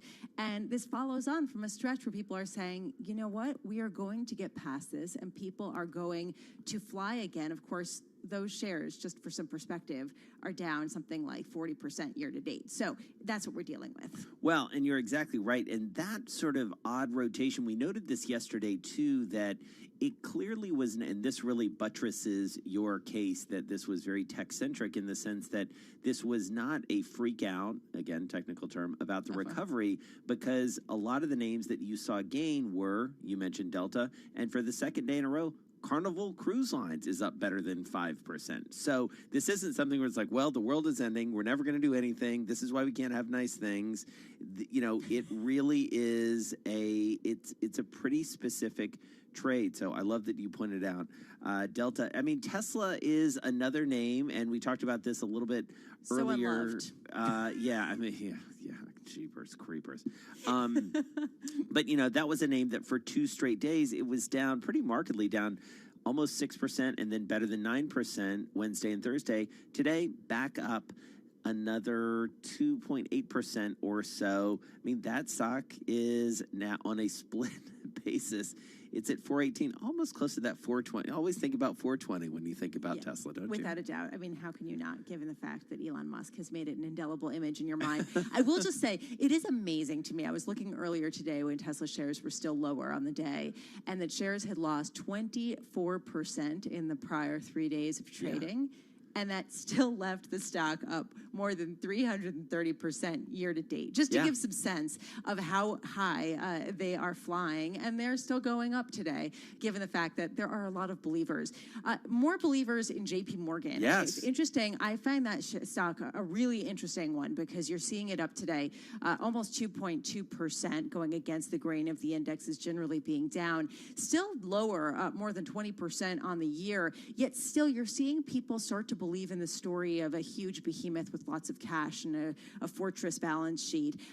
If we do get some sort of increase in activity, consumer, and faith in the consumer, we're also getting a steeper yield curve a little bit today. So there's that too. Well, and just as you're seeing some buying in the big banks, you're seeing some selling in the fintechs. PayPal, one of your worst performers on the S&P, that stock down $13, 6.4%. So that's an interesting rotation, as they say, in sort of a mini rotation there out of fintech and into big banks and big fin, as it were. Let's take a quick look at volatility. The VIX, it has been something to behold the last few days, and yet today it's off. It's down 9.7 or so percent, closing at 30.32. It's Bloomberg. All right, Dave, you're up. Hi, my name is Dave. Wilson, where are you? Wilson! Just what do you think you're doing, Dave? We're going for the price on Wilson. Open up the door, it's Dave. Who? Dave. Hey, Mr. Wilson! Hey, Mr. Wilson, back with us one more time this week to give us your stock of the day. What you looking at? National Cinemedia, Jason. It's an operator of an advertising network that's exclusive to movie theaters. The company shows previews called First Look before feature films, interspersed with a few ads, and distributes promotional items found in theater lobbies, those 6-foot advertisements or whatever that you see. National Cinemedia was founded in 2002 and went public in 2007. The ticker is NCMI. The company shares have tumbled as much as 78% this year as the coronavirus pandemic has shut down theaters. They set a record in March when they fell to $1.62. National Cinemedia took a big step toward a recovery today thanks to an analyst call. Barrington Research raised the stock's rating to the equivalent of buy from hold, reversing a cut in early March as the pandemic was unfolding. The firm set a 12-month price estimate of $5.50, and that was the highest in a Bloomberg survey. Barrington analyst James Goss wrote in a note that National Cinemedia stands to benefit as theaters reopen and interest in what he called out-of-home entertainment grows. There certainly was interest in National Cinemedia's shares. They rose to the highest price in about 6 months and closed with a gain of 28%. Wow. That's quite a gain. All right, Dave Wilson, thank you so much. Have a terrific weekend. Long weekend. We will catch up with you on Tuesday. Lisa Abramowitz, would you go to the movies right now if you were able? I mean, in my bedroom. Yeah. Honestly, that sounded bad. I have a, that's where my TV is. That's why I would say that. So I don't want to go there. But I mean, in the sense that took a turn. Okay. I didn't mean it to. I was promise. Really more talking about, like, would you go see Tenet or Mulan? But sure. Oh no, save me, Jason. I don't know. I will save you. Honestly, I love the movies more than anything. Not more than anything, but I love going to the movies. I would not go to the movies right now. I really want to see Tenet, but none of the movie theaters are open. Am I going to pay $30 to watch Mulan? Probably not. I'll wait till it's, part of Disney Plus. But eventually you will go back, right? Oh, 100%. Yeah. Yeah, I will. But it's going to be like testing vaccine world. I'm not eager to, like, put on a mask and go sit 6 feet from somebody else and listen to popcorn. Anyway. All right. Let's get some world national headlines now. Denise Pellegrini. What's up? All right, Jason and Lisa, we just have a huge amount of reaction pouring in today to that Atlantic story that said President Trump disparaged fallen and wounded U.S. service members. Joe Biden among those weighing in. He spoke to reporters in Wilmington, Delaware, about that report that said President Trump called fallen heroes suckers and losers. When my son volunteered and joined the United States military as the Attorney General and went to Iraq for a year, won the Bronze Star and other commendations, he wasn't a sucker. And we also heard from the president's former national security advisor, John Bolton. He shared his thoughts on that report with us here today on Bloomberg Radio. These comments are despicable. If he made them, they are despicable. There is no excuse from them, especially not from the commander-in-chief. And the commander-in-chief weighed in himself. President Trump asked whether he owes veterans an apology. He said no, the story is false. It was a terrible thing that somebody could say the kind of things, and especially to me, because I've done more for the military than almost anybody else. All right, moving on. Scary forecast about coronavirus today. This is from the Institute for Health Metrics and Evaluation at the University of Washington. It says COVID-19 deaths in the U.S. could skyrocket to more than 410,000 by the end of this year as cold weather sets in. Cases were very low again in New York today in the latest numbers, but they jumped in some other states, also on the rise in Spain and Italy. Global News, 24 hours a day, on air and on Bloomberg Quick Take. I'm Denise Pellegrini.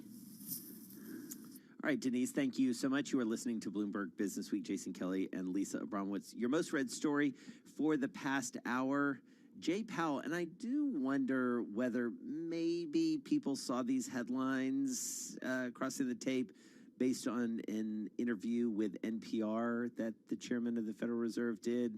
And we're like, maybe I shouldn't be so aggressive buying into the Labor Day weekend. Basically saying, listen, we got a long way to go. Interest rates are going to remain low. That's probably good for a lot of people. But we do have a road ahead here, Lisa. He's threading a really, really fine needle here. Yeah. And this is a really tricky place for him to be in. We had a better than expected jobs report. How much will that reduce some of the urgency for Washington to get some sort of fiscal package through a second round? And we've heard this again and again from Fed officials that if we don't get something like that, we are going to see the recovery stall out in a significant way. And this is, to me, the conundrum for a lot of federal officials, Fed officials, the idea that they don't have that much more ammunition to get people back to work. So he's trying to say, don't celebrate yet. You got to keep pushing for that. Right. Yeah, it's one of these things where they keep saying, and you know this as well as anyone, they keep saying, no, there are definitely some things we can do. We got much more we can do. And the market seems to go, really? Is that true?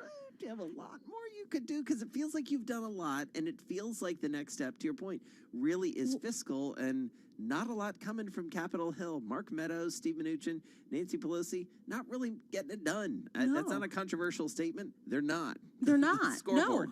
No, they're absolutely not. And the thing is that the Fed is doing something. They're inflating asset prices, and they're doing things that they can, which really affect the wealthier individuals and corporations, which raises a very big issue that the Fed cannot address of rising inequality.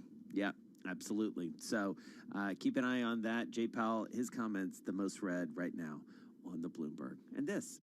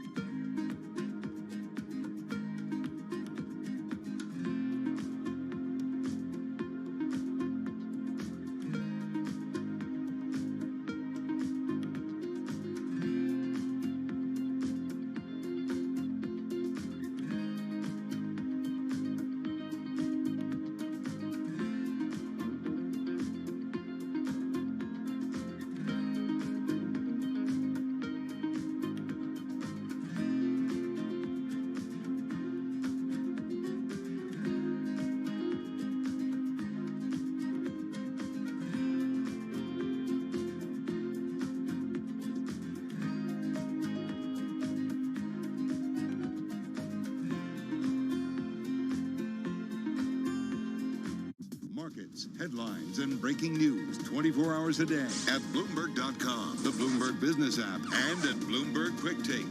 This is a Bloomberg Business From Flash. Bloomberg World Headquarters, I'm Charlie Pellet. 2-week low for the U.S. stock market. The Dow, the S&P, NASDAQ all declining today. The S&P at one point had been down 105 points, down 3.1%.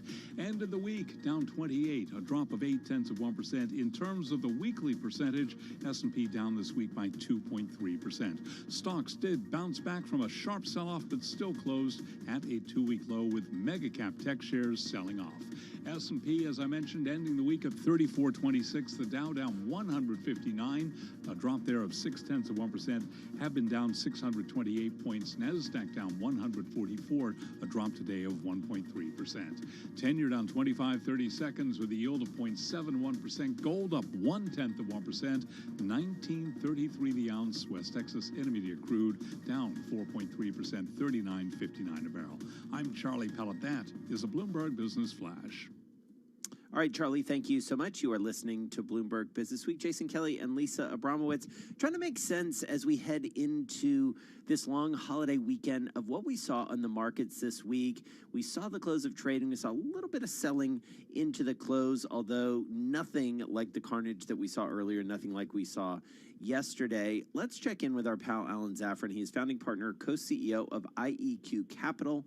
Joining us on the phone from Foster City, California. He's been giving us a great readout, especially over the course of the pandemic, as to how it looks from there in addition to the market. So, Alan, let me start there. How's life in Northern California? What are you seeing? Jason and Lisa, thanks for having me. What we're seeing is a lot of optimism and, frankly, possibly a little bit of excessive optimism. So you're starting to see record valuations on early stage angel kind of investing, which basically means companies put a arbitrary price on their company at which you agree to put some money in to get it up and running. And that's always a little caution flag for the public markets when you see the private markets getting a little frothy. I don't want to overstate it, but I'll give you a good example. We're seeing companies coming out and look to raise money. When you raise money as an entrepreneur, you don't generally get all the money from one person at once. You have to do it over a series of months.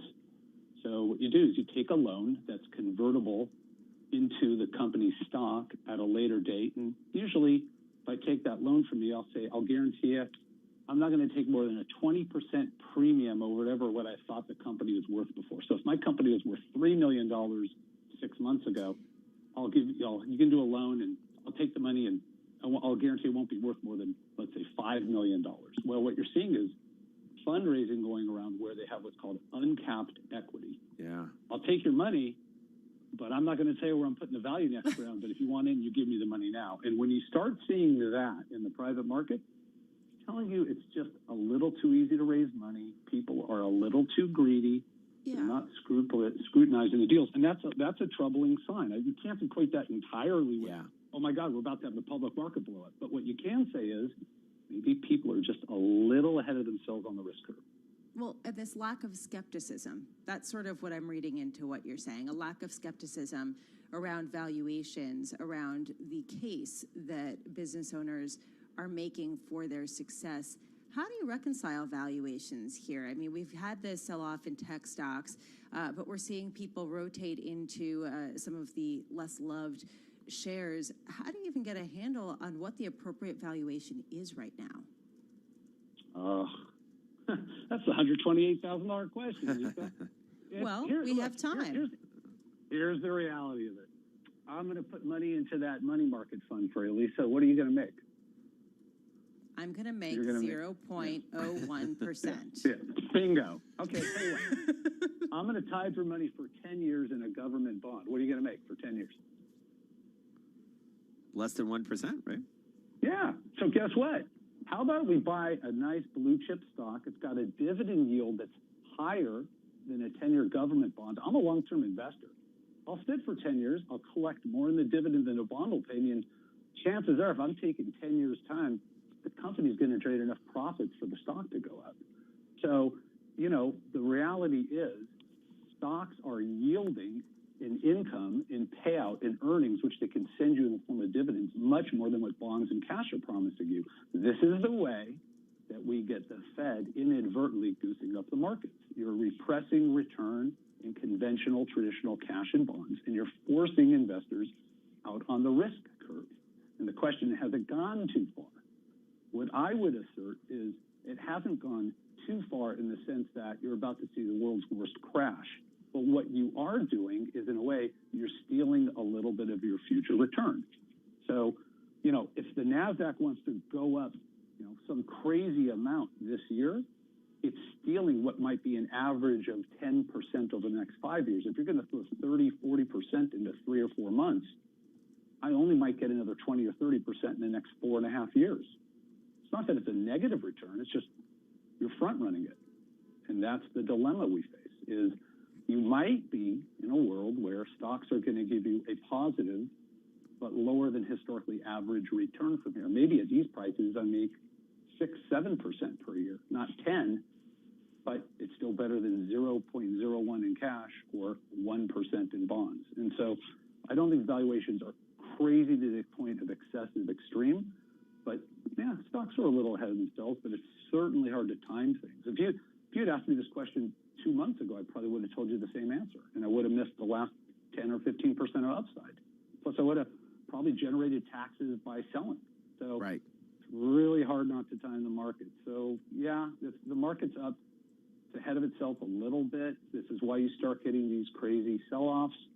But I don't think it's catastrophic to the point where you think we're about to fall back to where we were last March. I think that was an exogenous set of facts that are highly unlikely to repeat.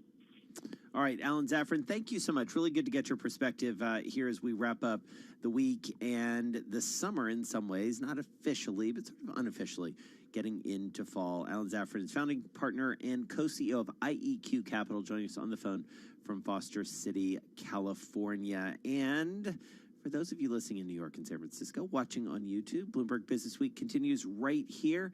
If you're listening on Bloomberg 99.1 in D.C., Sound On with Kevin Cirilli, that's coming up next. Obviously, a lot going on in the world of politics, to say the least, Lisa. And I don't know, are you feeling like you've got a handle on what we've seen in the markets? We've had a lot of market talk today.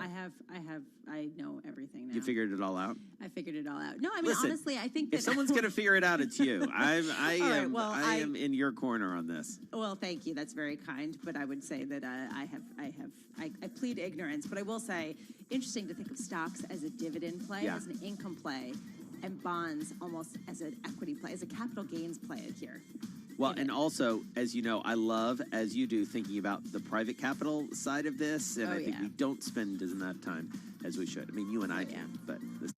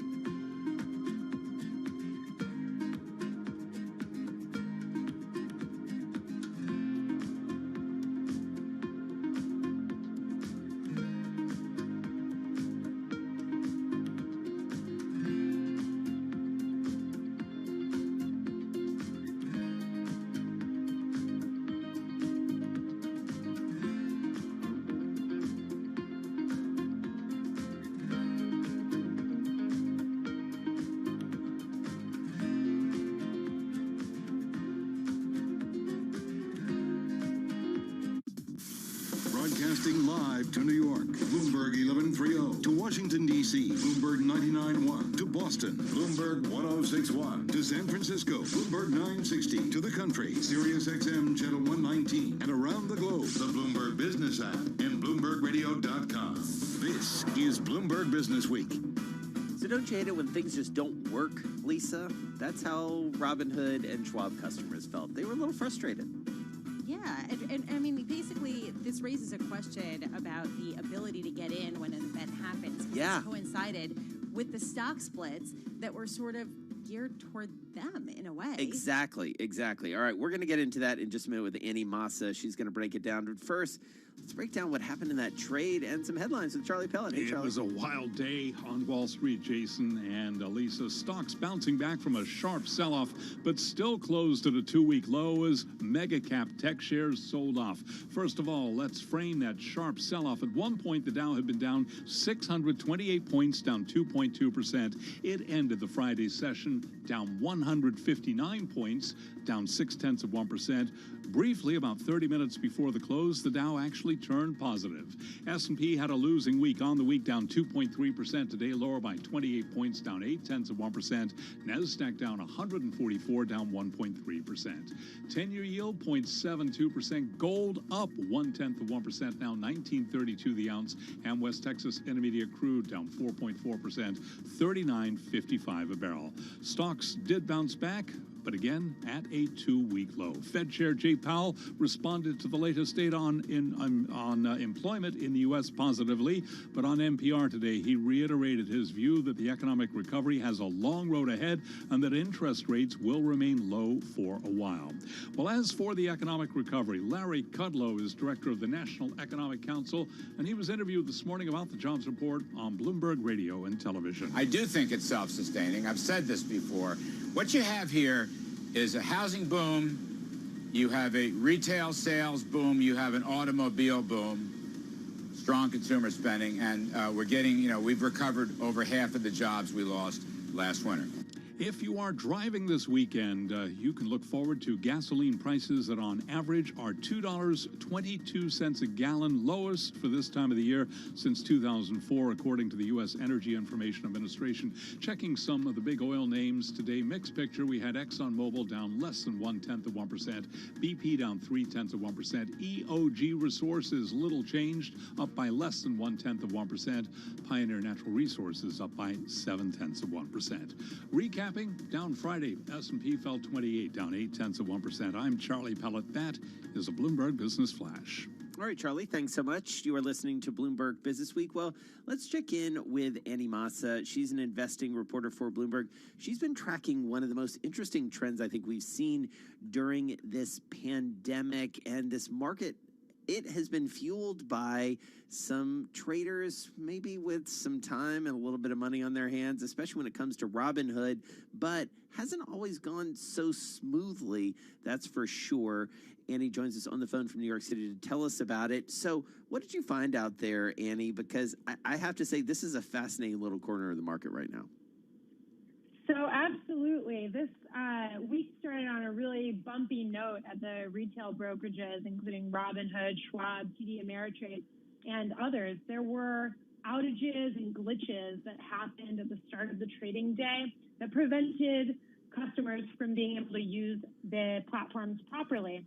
And what we reported is that the Apple and Tesla share splits that happened on Monday actually factored in some ways to those problems.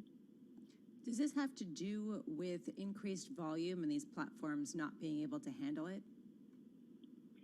There was absolutely increased retail volume that day. When you see a stock split, you can expect that kind of activity. Interestingly, though, neither Apple nor Tesla was really even near record volumes that day. So it was a bit odd to see. But the increased volumes did on the back end cause some issues at various brokerages.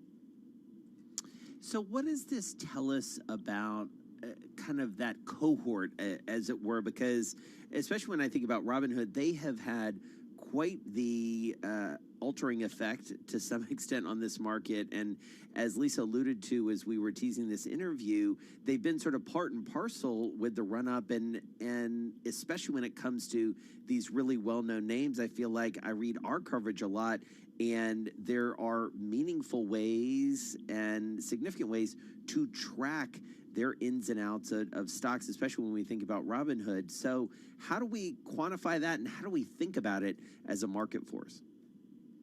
That's exactly right. I would say that Robinhood has absolutely become the poster child for the retail trading boom that you've seen in 2020.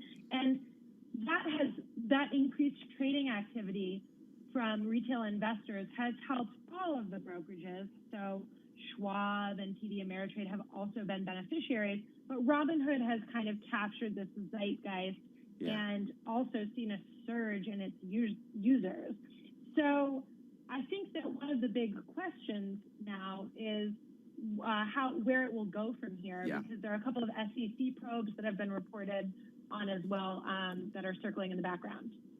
Do you think that these types of disruptions lead to a lack of faith in platforms that have gotten widespread adoption? That's a good question. I would say that they definitely draw customer complaints online, and they draw, in some cases, regulatory attention as well. Robinhood had more than a day-long outage back in March that the SEC and FINRA have actually looked into.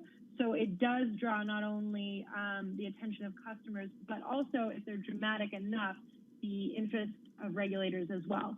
The outages and glitches that we saw happening on Monday were resolved by midday, but they were absolutely something that was being talked about online all day. And so, Annie, last question for you, only about a minute left. I mean, there's also this question of, well, how much of the Robinhood and retail effect was driven by people working from home, maybe a little bit in some cases of extra cash owing to not traveling, not spending money, not going out to eat, and all of that. How much of this normalizes and how much of it sticks from the folks that you've been talking to? It's hard to know exactly. I think it's hard to pin down exactly, but I would say that this phenomenon definitely has come alongside, not just people being stuck at home, but also other sources of entertainment. And as you said, the fact that people are saving money, and also the dislocations that they see happening in markets. So you've definitely seen retail investors come out in force trying to try their hand at the stock market. Yeah. And many have been very successful, which breeds more interest. All right, Andy Massa, thank you so much. Really count on you to explain some of the most important elements of the market. Investing reporter for Bloomberg, joining us on the phone from New York City. I'm fascinated by Robinhood, Lisa. I just think it's so cool. So cool to watch. I'm not sure it's a cool app, but to see just the impact of it is really interesting. That's my question. What is the impact? How significant is it, right? Are we often giving too much credence to this belief that the retail investor is whipping around the massive market versus just playing in something else? I don't know. A question. Yeah, it's a big one. All right, let's head to Denise Pellegrini now. She's got world and national headlines. Hey, Denise. Hey, Jason and Lisa. Well, Jacob Blake, the man who was shot in the back by a police officer in Kenosha, Wisconsin, and is now paralyzed, appeared in court via video from his hospital bed today. His lawyer entered the plea for Blake. So I'll acknowledge receipt, I'll waive its reading, and I will enter pleas of not guilty to all three charges. And Blake faces charges related to domestic violence there, and bond has been set at $10,000. A sharp reminder today from Oregon's governor. This is Kate Brown. She says if you want kids in classrooms this fall, you got to exercise some self-control. As we head into the long weekend, I do want to remind Oregonians across the state to make smart choices when it comes to COVID-19. And reaction coming in today to that Atlantic story saying President Trump called fallen and wounded soldiers suckers and losers. Joe Biden weighing in today. If these statements are true, the president should humbly apologize to every Gold Star mother and father and every Blue Star family that he's denigrated and insulted. Who the heck does he think he is? Yeah, and we also heard today from President Trump's former national security advisor. I'm talking about John Bolton. He told us today, if it's true, it's despicable, but... If these people heard this, I think at this point, 2 months before an election, I went on the record. Let them go on the record, too. All right, Global News, 24 hours a day. I'm Denise Pellegrini, and this is Bloomberg.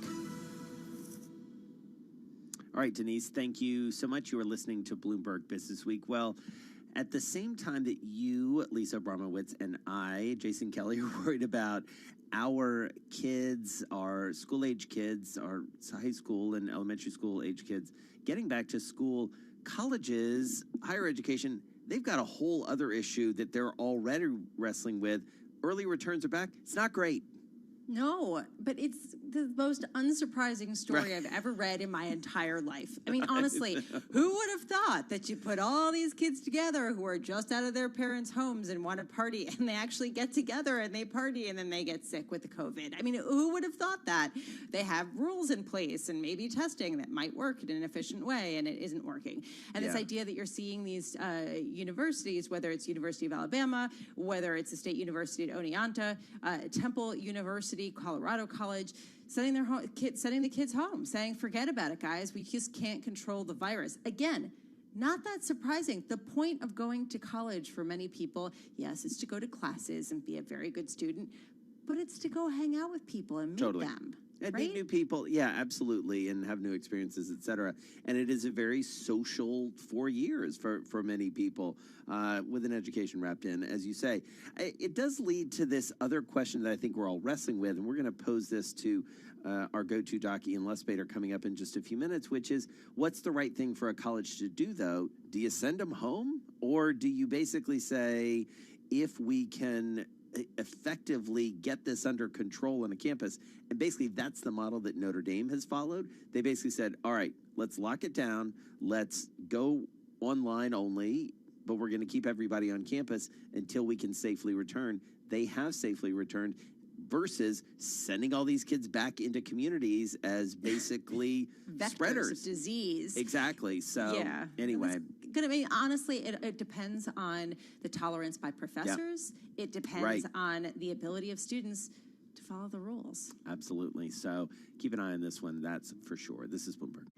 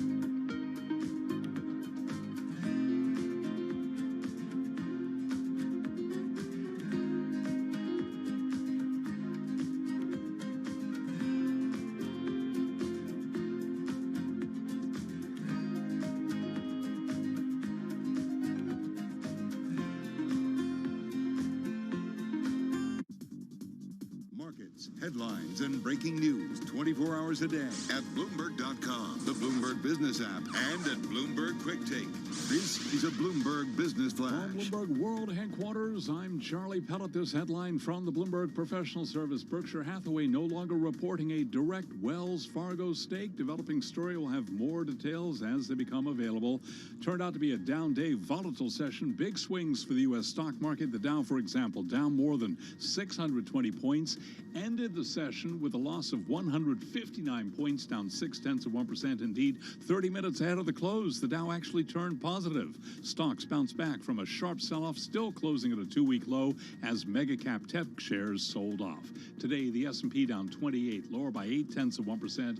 The Dow down 0.6%. Nasdaq down 144, a drop of 1.3%. 10-year down 26 seconds with a yield of 0.71%. Gold up 0.1%, 1932 the ounce, and West Texas Intermediate crude down 4.5%, 39.52 a barrel. Recapping, stocks lower. S&P down 28, down 0.8. I'm Charlie Pellet. That is a Bloomberg Business Flash. All right, Charlie, thank you so much. You are listening to Bloomberg Business Week. Jason Kelly and Lisa Abramowitz here with you on a Friday. And amid all the market talk, amid all the jobs talk, it all comes back to the virus. Everything that we're talking about, all that we see, really we see through that lens. And fortunate to have with us again our go-to guy. He's been invaluable, really a part of the team, Dr. Ian Lustbader, Clinical Associate Professor of Medicine at NYU's Langone Medical Center, joining us on the phone from New York. So ahead of this long holiday weekend, where now I have to say, Ian, I'm worried about like too many people getting together and the weather being too nice. This is kind of the world we're living in. Where are we? What should we be thinking about as we head into this weekend? Happy Friday, Jason and Lisa, and hopefully a safe upcoming Labor Day weekend. We definitely still have some challenges. Vaccines are closer. They're on the horizon. Moderna, AstraZeneca, certainly, I don't expect it by November, but certainly December, January, we should have, some approvals, and then hopefully people will take them. And I think that will make a significant inroad. Up until then, we really have to do conservative measures. We still don't have effective treatments, certainly for very ill people, as we talked about last week, convalescent plasma and steroids early on and remdesivir. But really for the average outpatient person, we really don't have very effective therapy. So we have to do prudent things. College campuses, people should be not having these big parties, these weekends. If you have social gatherings, please, 6 to 10 feet apart. Outside is better than inside. Fortunately, the weather is good, so it's not cold weather, so we're not clustering inside yet. And hopefully that should reduce things a bit. We do have, the new Abbott test, which would be certainly helpful, being used on a number of college campuses to test kids on a regular basis, so that if someone is caught early who has it, their contact tracing can be done. Some schools are doing innovative things like checking the stool, checking wastewater, and determining if there's evidence of a COVID infection, and then isolating that dorm, and then doing more specific testing. So we definitely need more creative approaches, but masks and distancing and prudent behavior hopefully will keep everyone safe for the next few months until we get that vaccine. I have to say, this is the most 2020 conversation I could ever imagine having right before Labor Day weekend, that we're talking about everyone not having too much fun, getting too close to each other and checking the stool of people in college dorms. I mean, honestly, though, it does highlight the moment that we're in, Dr. Lustbader, and I do want some illumination on the prolonged symptoms, the prolonged impacts of COVID-19 on otherwise healthy people who didn't get that sick, but still have symptoms or issues later on. Is that common? Because I've been reading a lot of stories about that. Well, we, on this very station, talked about this back in March and April, where the first patients who were getting COVID, and even though they appeared to recover, had very prolonged, I called it post-COVID syndrome, cough, chest pain, fatigue, severe fatigue for weeks. some kidney abnormalities, liver abnormalities.